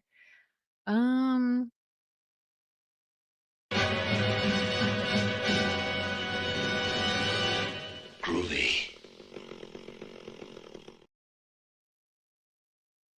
Ian says, same with Depp and her. They both were deeks. So I'm a Johnny Depp fan. I don't think Johnny Depp likes me because he has set his stance on certain people that support certain things, but it's fine. I still like his old movies. But Ian's right there. Like, it's Hollywood, right? Like, there's people that talk to us on the internet, right? That might like our posts that we give to them. And, we meet people at these Comic-Cons and we're like, oh, he was so sweet. She was so sweet. But we don't know these people. You know what I mean? So it's like stuff comes out and people just like they go on and they tear apart, which I get it. Go ahead, expose, especially the people that are awful. But just keep in mind that these people they're Hollywood people. Yeah, see, thank you, A2. She's like, I'm just gonna sum it up for you there. Mr. T, it's Hollywood OBK wants to. Exactly. You see, that's my thing. So with celebrities, they do art with their work, right? Some not, but that's what it's considered, right? Some of them go to school for it and everything. And it's you don't have to like them as people. Now, I can separate if you're just a jerk from your work, but when someone does something like, I don't know, if they like murder someone or, they harm people, now that's a bit harder to ignore when you do something like just disgusting, because then that's all you see when you're watching the TV show or whatever, right? But if someone is just a jerk, it's like, whatever, you're a jerk, but you know what? You made a good movie. There's a difference between that. Like an example, I love Carrie Fisher. This, if you guys know up there, signed picture that I actually rhymes with grape. Exactly, Trey. You get what I'm saying. Trey gets it. I love Carrie Fisher. Not even just Leia, favorite character in Star Wars, but like her books. I've read them. Postcards from the Edge, Princess Diarist. Just she has a few books out, and then I think she's interesting. She led a very interesting life. Now, if she was still alive today, she probably would be like teaming up with Mark Hamill and stuff, right? Like, because they were all friends, they all, So I wouldn't agree with her socials. Like, I think she was a feminist, but I still liked her. You know what I mean? Just an example. But like, and here's another. I don't know why I pulled this up, but I'll show you guys. I don't remember why. I actually just recently watched Wicked the other day because it's for free on Peacock. I didn't, I did. I've seen Wicked like, oh gosh, it was probably like 15 years ago or something. Not Broadway, but the Buffalo version of Broadway. And I thought this was kind of like, so it's just gossip. We're just gonna gossip right now. Cynthia Erivo, when she learned that Ariana Grande was cast as Glinda in Wicked, absolutely no surprise whatsoever. Thank goodness, because it was not the two ladies that I was auditioning with. That seems so rude to say. Like, I know these people, these both are rude. Now, Ariana Grande, she's like, yeah, they don't look healthy. Both of these people are not good human beings. I don't think so. Do I like some of Ariana Grande's music? Sure. Some of her shows? Sure. I liked Victorious when it was out. And I enjoyed Wicked. But it was made for girls. Girls and the gays is what I've heard. So, but this is just like, I hate this mean girl stuff, everyone does it, right? Say what you need to in your own space, right? You're chatting with your friends, but like, why did she feel the need to say this publicly? And there's more. This was one of the girls she auditioned with, Amanda Seyfried. I think that's how you pronounce her name. She and Cynthia Erivo auditioned together for Wicked. So it's like a shot at her, and she actually can sing. Amanda Seyfried, she can. But yeah, it's exactly. It's stupid and petty. And there was this other thing that came up. Carrie Underwood sang at the Trump inauguration, I think it was that she sang, and people were coming at her.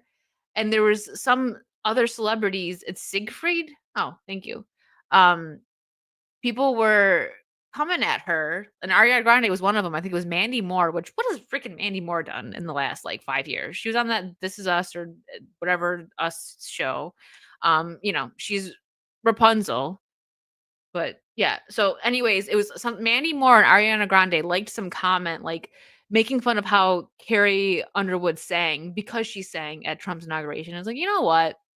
Just chill with this mean girl crap. Like, go ahead and talk amongst yourselves, like with your friends, but publicly, it's just like it's in poor taste.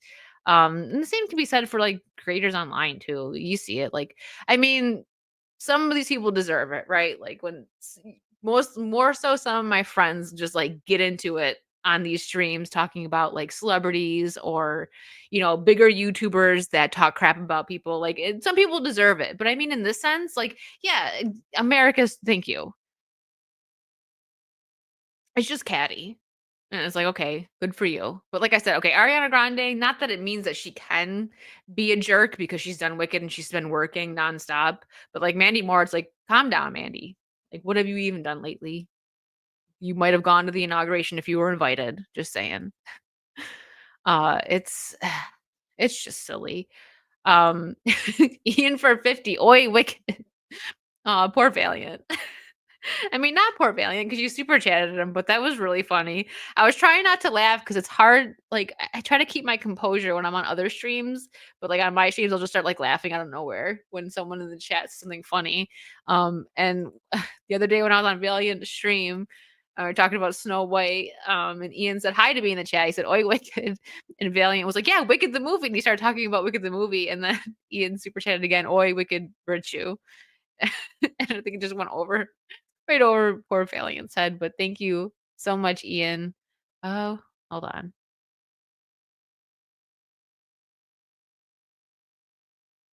I haven't been able to do that in a while. I don't have this one on Saucy. Uh, yeah. A2 says they're just jealous. Something went wrong and she had to sing it a cappella and killed it. That had to make them furious. Yeah. Yep.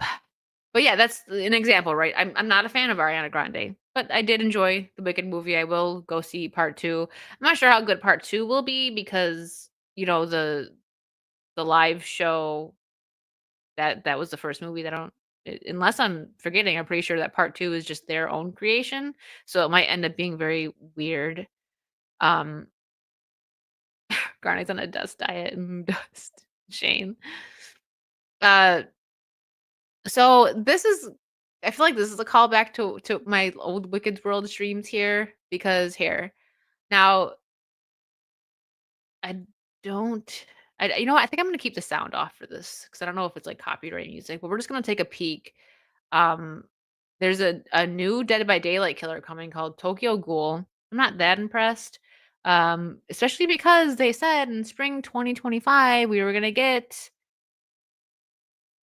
Five Nights at Freddy's. I mean, they could still be doing it. Like they release new chapters every 3 months. So March, so this will be coming out April, March, April, no.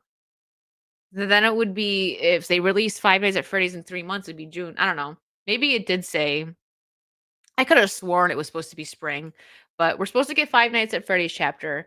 Um, but I'm just giving you guys a little peek here. Tokyo Ghoul coming to Dead by Daylight. It's one of their original characters. Yeah, that's one thing I will say, Trey, is maybe we're not getting Five Nights at Freddy's yet because they're spending more time working on it, and I'm not gonna be mad about that because as we've seen in the past, when they do a licensed chapter, they do a really good job for the most part. I mean, they did 2 I know, Weed Killer, that's exactly what I thought. So, I don't know, he'll be popular, but I I want Five Nights at Freddy's, that's what I'm waiting for. So, I guess I was talking about it coming out soon, so I'd be playing more Dead by Daylight, but I guess we're gonna have to wait however long, Yeah, they seem to care. Exactly. H2's like, well, I don't know what you guys are talking about. I'm scared. Yeah, they seem to care. That's the thing. I don't agree with like the politics or the social whatever over there at behavior, but they do give us good chapters. Um, let's see. Nights at Freddy's Dead by Daylight. Oh, let me do a Google search because Brave ain't that good. No, that's not a. I'm not seeing anything. Yeah, August 2024. That's old. Okay. I was trying to see if there was going to be anything new. Oh, look at this. Hold on. I was mistaken. This Reddit post here, summer 2025. I thought it was spring 2025. My bad. So, okay. This makes sense then. Every 3 months they release a chapter. They got this one. And so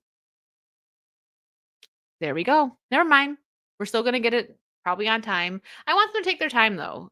So it'll be I'm guessing 3 months, maybe 4. There's been like times where they've gone a little bit more they took more time when they're doing licensed chapters.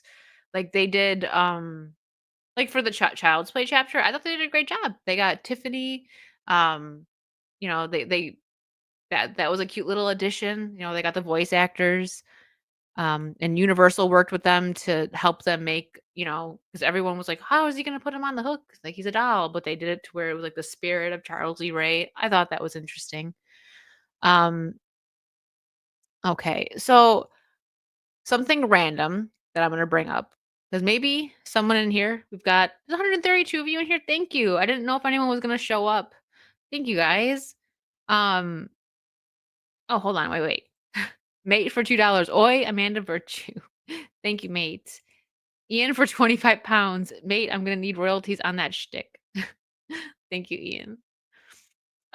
So I know, still no Jason. I think we're never gonna get Jason Trey. I really don't think so. He's probably gonna always just be in this like copyright limbo that he's in right now. We'll see though. So before we get into me talking about the comic, so if you are just now tuning in, every Wicked's World episode, I'm going to try, for the most part, I should be able to do it. I'm forcing myself um, to review a comic because I have so many of them, and I get so busy, and I don't have time to sit down like I would like to and read comics. And I have so many of them. I have some omnibuses back there. I've got Nightwing. I've got the Batman animated series one, which it's guessing that's going to just be the series, like just like the show, but it's great. It's hardcover. I'm gonna read it. I'm not sure what I'm picking next. I actually might go with Nightwing for the next one. But I also have a couple of like these Stan Lee books that aren't necessarily comic books, but they're very interesting about it. Like I think it's behind the scenes of him writing and stuff. So I might go into that.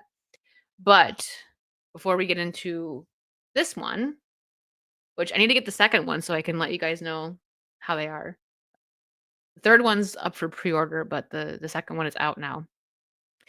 A show I've been watching, which the creators, hold on one second, actually, are Joseph Bennett and Steve Helly. I don't know who they are, but Mike Judge from King of the Hill and Beavis and Butthead, he's an executive producer of the show. I think it's on Adult Swim, but I am watching it right now on Max, HBO Max. And I'm really into it. It's a weekly drop too, which Monday. It drops every Monday on HBO Max. I'm really into it. It's called Common Side Effects. I thought that Mike Judge was like a creator of it, but he's not. So this is the thing for it. And it seems weird, right? But you guys might be into it. I was like hesitant. I'm like, what is this? It was one of those like where I'm like, I just kind of like want to unwind and watch something that have never heard about. No, trailers or anything. I love Mike Judge, not romantically. Well, thanks for clearing that up, Ian. He does voices in it. So It's the summary of this does not give it's okay, Roto. Does not give due justice. And I don't want to really tell you guys too much about this because I don't want to ruin it for you. I think you should check it out on your own and see what you think. So it's two former high school lab partners stumble on a mushroom that can heal almost anything, apart from the corporate interests of the DEA, big pharma, and international businessmen. So basically, let me, without giving anything away, they do I have hold on. I wanted to go here. Okay. So we can see like the voice actors and stuff. Um there's Marshall, who is the lead guy. He's like the chunky guy right here. Um and Francis, who is that one? And Mike Judge, who does he I know he voices her. Yep, yeah, okay. He voices her boss. So yeah, I don't want to get too much into it, but I think you guys should check it out. It's on HBO. They do weekly drops, and I think this season is actually almost over. Um, and he's like spent years just like trying to create this like miracle drug, and he figures it out. But we watch him like figure it out. And this is it. And it's like people like if you're on the verge of dying and you eat that mushroom, you go on like this crazy trip, but then you come back and you're totally fine.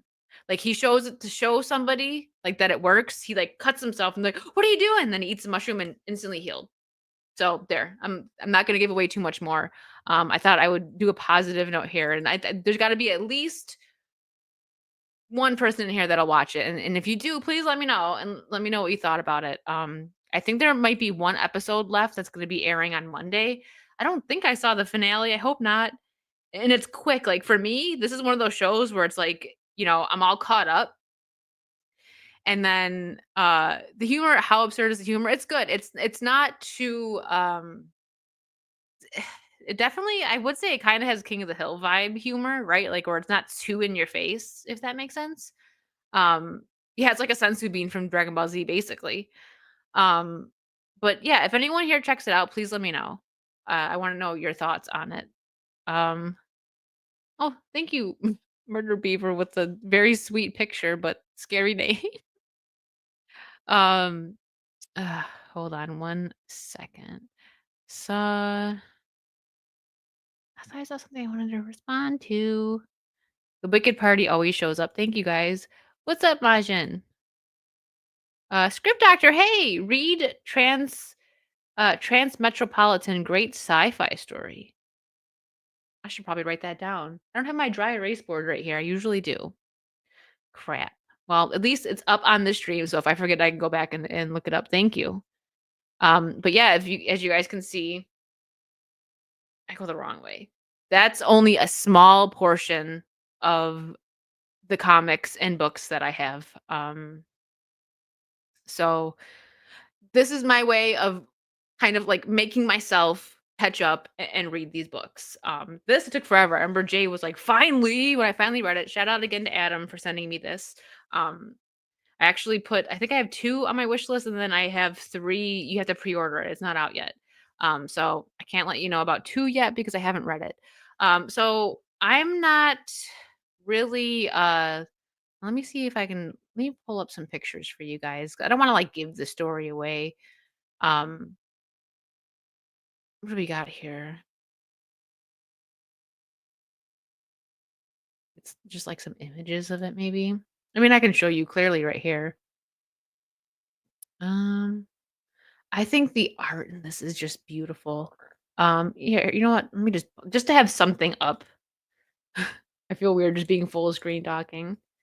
Uh, you do not bag and well, not these ones. No, the little ones, yes, and then they go in my closet because I don't. I'm a minimalist and I love stuff, but I can't have things all over. So my graphic novels and my hardcover books are all over there on my shelf there, especially the ones that I want to read. But this one, Transformers Volume 1, Robots in Disguise. I guess we don't need to have that up because I'm just gonna show you guys right here. I might as well stay full screen. Um, it's Daniel Warren Johnson and Mike Spicer. I'm not familiar with them. Like, I'm not that savvy on comic book stuff. You guys already know that. It depends. I'm learning. I'm learning. Hold on, I had like a note that I wanted to pull up because you guys know I digress very bad on these. Um, so I'm not.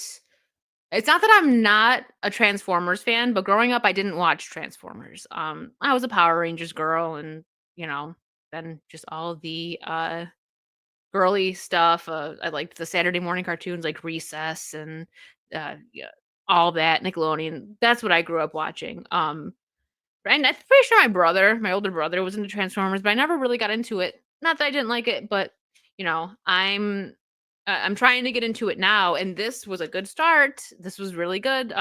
Jay recommended this, and it was a great recommendation. Um, the story, so like I'm probably gonna. I don't want to like spoil too much, but I mean, I think it's basically just a Transformer story that if you're, into Transformers and you've been keeping up with it since you were a kid, nothing new to you. Starscream is an absolute savage in this one. Um, so it follows what are they? I think it's Spike and Carly are the humans in this, but it's still very heavily you know, Transformers, because just like when you watch like a Godzilla movie, you don't want it to center around the humans, you want the action, you want Godzilla. Um, so it does that. I think the art is very just like energetic. For I don't know what term to use, but that's just like the vibe that it gets off, and it gets right into the action. So that made it easy for me to be like, "Hey, I like this. I'm into it, and I want volume 2 now." Um, like let me find like I'm just gonna flip it like hold on. We're gonna go a couple pages in, right? Hold on. And immediately the action is starting. Like Starscream and Megatron. Look at that look at that artwork. It's beautiful. That's what initially drew me to this. I was looking into it like when Jay suggested it. And I'm like, you know what? Let me give Transformers a chance. And I'm glad I did. I've never even seen Energon. I see what you did there, script doctor. That's a good one. Um, but how pretty that is. Be a girl, look how pretty. But really, look at that. It's so colorful and bright. Loved it. And the story was very good. I don't want to give anything away, so I'm not gonna. This isn't gonna be like a spoiler in case you want to, you know, check it out. But yeah, like I said, I've never watched the Transformers movies, like the live action ones. I did watch what was it called? Transformers 1, the one that some people hate, but I actually didn't hate it. Yeah, exactly. Colorful and pretty explosions. Read it. Yeah, Megatron. Is that what you guys want me to do? Megatron's only in the beginning of this one. Sorry, spoilers, but the first 3 pages you're gonna find that out. So Starscream pretty much takes control of the Decepticons in this one. Um, and again, savage. I like the human story in this, but it's still centered around, the Autobots and the Decepticons, which is what we want. Look at that. Boom. So nice. That's how I'm gonna get you guys advice. Boom, get it. Pretty. Prime Wicked Bridge. Yeah. The one from 86. No, I should have watched the old cartoons, like one of the old movies. But no, the new one that had Hemsworth brother, right? Was in it. Where they're like buddies. Um, and I have a couple friends who are hardcore into Transformers, and they were delighted when they found out that I decided to kind of start getting into it. And they actually liked Transformers ones, and I think Jay did as well. Um, it was just a different story. I think there are some of the comics that they're actually friends in it, Megatron and Optimus Prime. So yeah, oh, Adam, speaking of Adam, thank you again for that. Jay talking about it got me to try it. Yeah, exactly. He should be get sponsored by them. Um, so yeah, I'll probably get more into just because I'm new to Transformers, I'm not gonna get too like in depth about it. Maybe volume 2 because I'll be a little more savvy on Transformers talk. So the next comic that I talk about most likely is gonna either be a Buffy comic or I don't know. I'm really thinking about getting into the Nightwing omnibus, but I don't know if I will finish it in time for next week. So we'll see. That one's really it's a big boy. Um, May. What's up, 16-bit? I grew up with all those great cartoons, but I like Transformers less than Thundercats for whatever reason. You like what you like. I'm pretty sure my brother was into both of them, but I was besides Power Rangers, I was a girly girl. Like I said, I liked the Saturday morning cartoons. I had like Recess and um Pepper Ann. If anybody in the chat remembers Pepper Ann, that's I'm impressed. Uh But yeah, that and Nickelodeon, all that. I was into more of, like, the comedy stuff. Kablam! Me and my cousin were obsessed with that. We used to watch it all the time.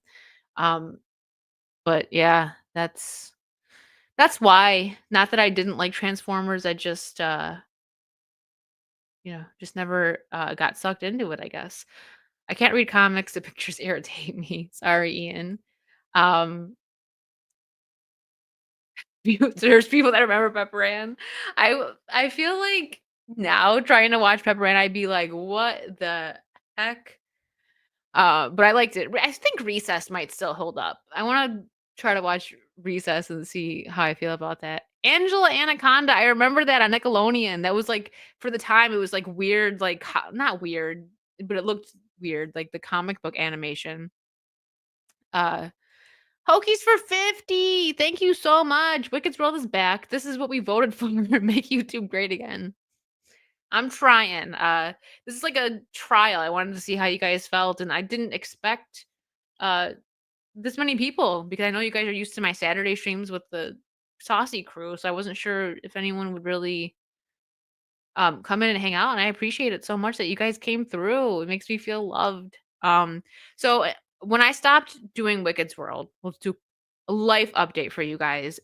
I just had too much going on and I couldn't do it. And it made me sad because I liked this was like my outlet, where I could just come on by myself. Um have a guest once in a while, which I might because there are some people that have, said they wanted to come on my channel, but they can't do Saturdays. So, maybe once in a while I'll have someone pop on and we could chat here on Wicked's World. But for the most part, I'll probably be solo. Because I just like having this time to kind of catch up with you guys without gaming. And I did some of you probably noticed and just didn't say anything. I wasn't gonna really say anything, but because my second channel, there will be content coming on there soon. You're gonna notice that the kitchen will look a bit different. So I did move, still in Florida. Like it's not. It just needed to happen, and I needed a bit more. I was in a very like cramped area, and I couldn't like for cooking. That's why there was no cooking videos because I could barely move in that kitchen without like knocking something over.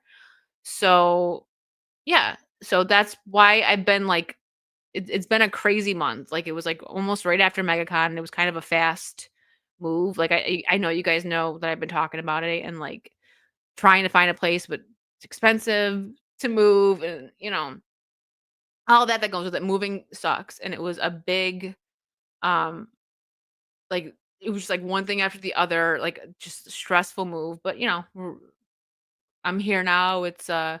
We're back with Wicked's World, and that's another reason why I wanted to bring it back because 'cause I'm like, I'm in a better, like, you know, I have more time, I guess. So anyways, um, that's why this looks different. Uh, and the kitchen is bigger, so I will be doing cooking videos shortly. So look out for that. I feel like there was something else. I don't have a PO box yet. But I don't know if Wiley's here. It was very nice of capable gentleman to allow me to use his PO box. Now, I'm so sorry if you're here, Wiley. I know he knows, like he knows, like I've messaged him. Probably been about like 2 months that he's like sent some stuff there for me, and I haven't gotten it yet. But don't worry, I actually will probably be getting it this weekend. So I'm thinking about doing like a PO box opening, even though I don't have my PO box. I do have my wish list, and if there's I had some people that were asking, if there's something that you want to like send on the internet, you can attach it like through the wish list, and I'll still get it. But Yeah, so I will finally be seeing Capable Gentleman, and he will give me the stuff from Wiley. Thank you again so much. I think it's like a pretty big box, so I might as well do a PO box unboxing, and I'll embarrass Ian here for a minute because some of my mods, and which Ian is one of them, they knew like about my move and stuff. Helped out like massively with some of the stuff that I had on my wish list. I won't embarrass you too much, Ian. I know I've already said thank you, but I just wanted to give like a public props and thank you so much for the help. You guys are all amazing, and this coming back to doing Wicked's World now is like I'm super happy that I did it. I was on the fence about it. I've been thinking about it for like a month, but it's just more of a chill vibe where I can just talk to you guys, you know. And I appreciate all the love today. Um, but yeah, this maybe okay, Ian. Hold on, what do I got? Boo, you whore. Just kidding. I haven't been able to play that one in a while. I think the last time I played that one was Tamaza. Uh, so happy Wicked World is back. Thank you. Yeah, it's been fun. Um, I hope that made Ian giggle. When did Ian turn heel? Did I? Oh, Freakazoid. Yeah, Freakazoid, Animaniacs, Doug. I remember all that. Gargoyles. I don't mean and perfect. That is a perfect clip for Maza. I'm cute. I'm just kidding, Ian. Don't be mad at me. I don't think that you're. I just thought that was perfect timing for that clip. I'm not gonna boo you because we already booed Gravy. Um, that was Mean Girl. Hopefully Ian thought it was funny and not mad at me. Gargoyles. Loved Gargoyles. What's up, Kings? Yeah, I was into the Spider-Man animated series before um Batman. My brother got me into it, and that's why I like Spider-Man so much, but Batman animated series definitely a good one. I'd never be mad at a Rachel McAdams clip. This is what I mean, Ian are friends. I love Rachel McAdams. She was my favorite actress for a bit, but I don't know, she doesn't maybe I missed it out. She doesn't do as much as she used to. Um, but let's see, make sure I didn't miss anything here. When gargoyles came alive, evil can't survive. Um, yeah, you know what? I tried like so when Disney Plus first dropped, I had it, but I think I had it for like 3 months maybe, and I just got rid of it.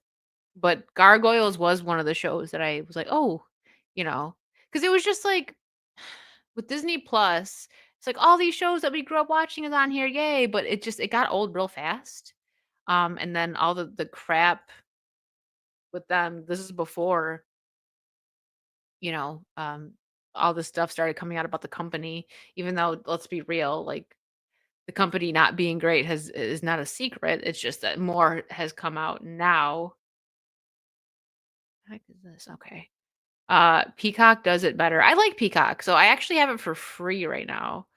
Um, but I'm wondering if I think I'll keep it and pay for it. So when you get a Halloween Horror Nights ticket, I don't know if it's like a new thing that they do at Universal, but you get 6 months free of Peacock.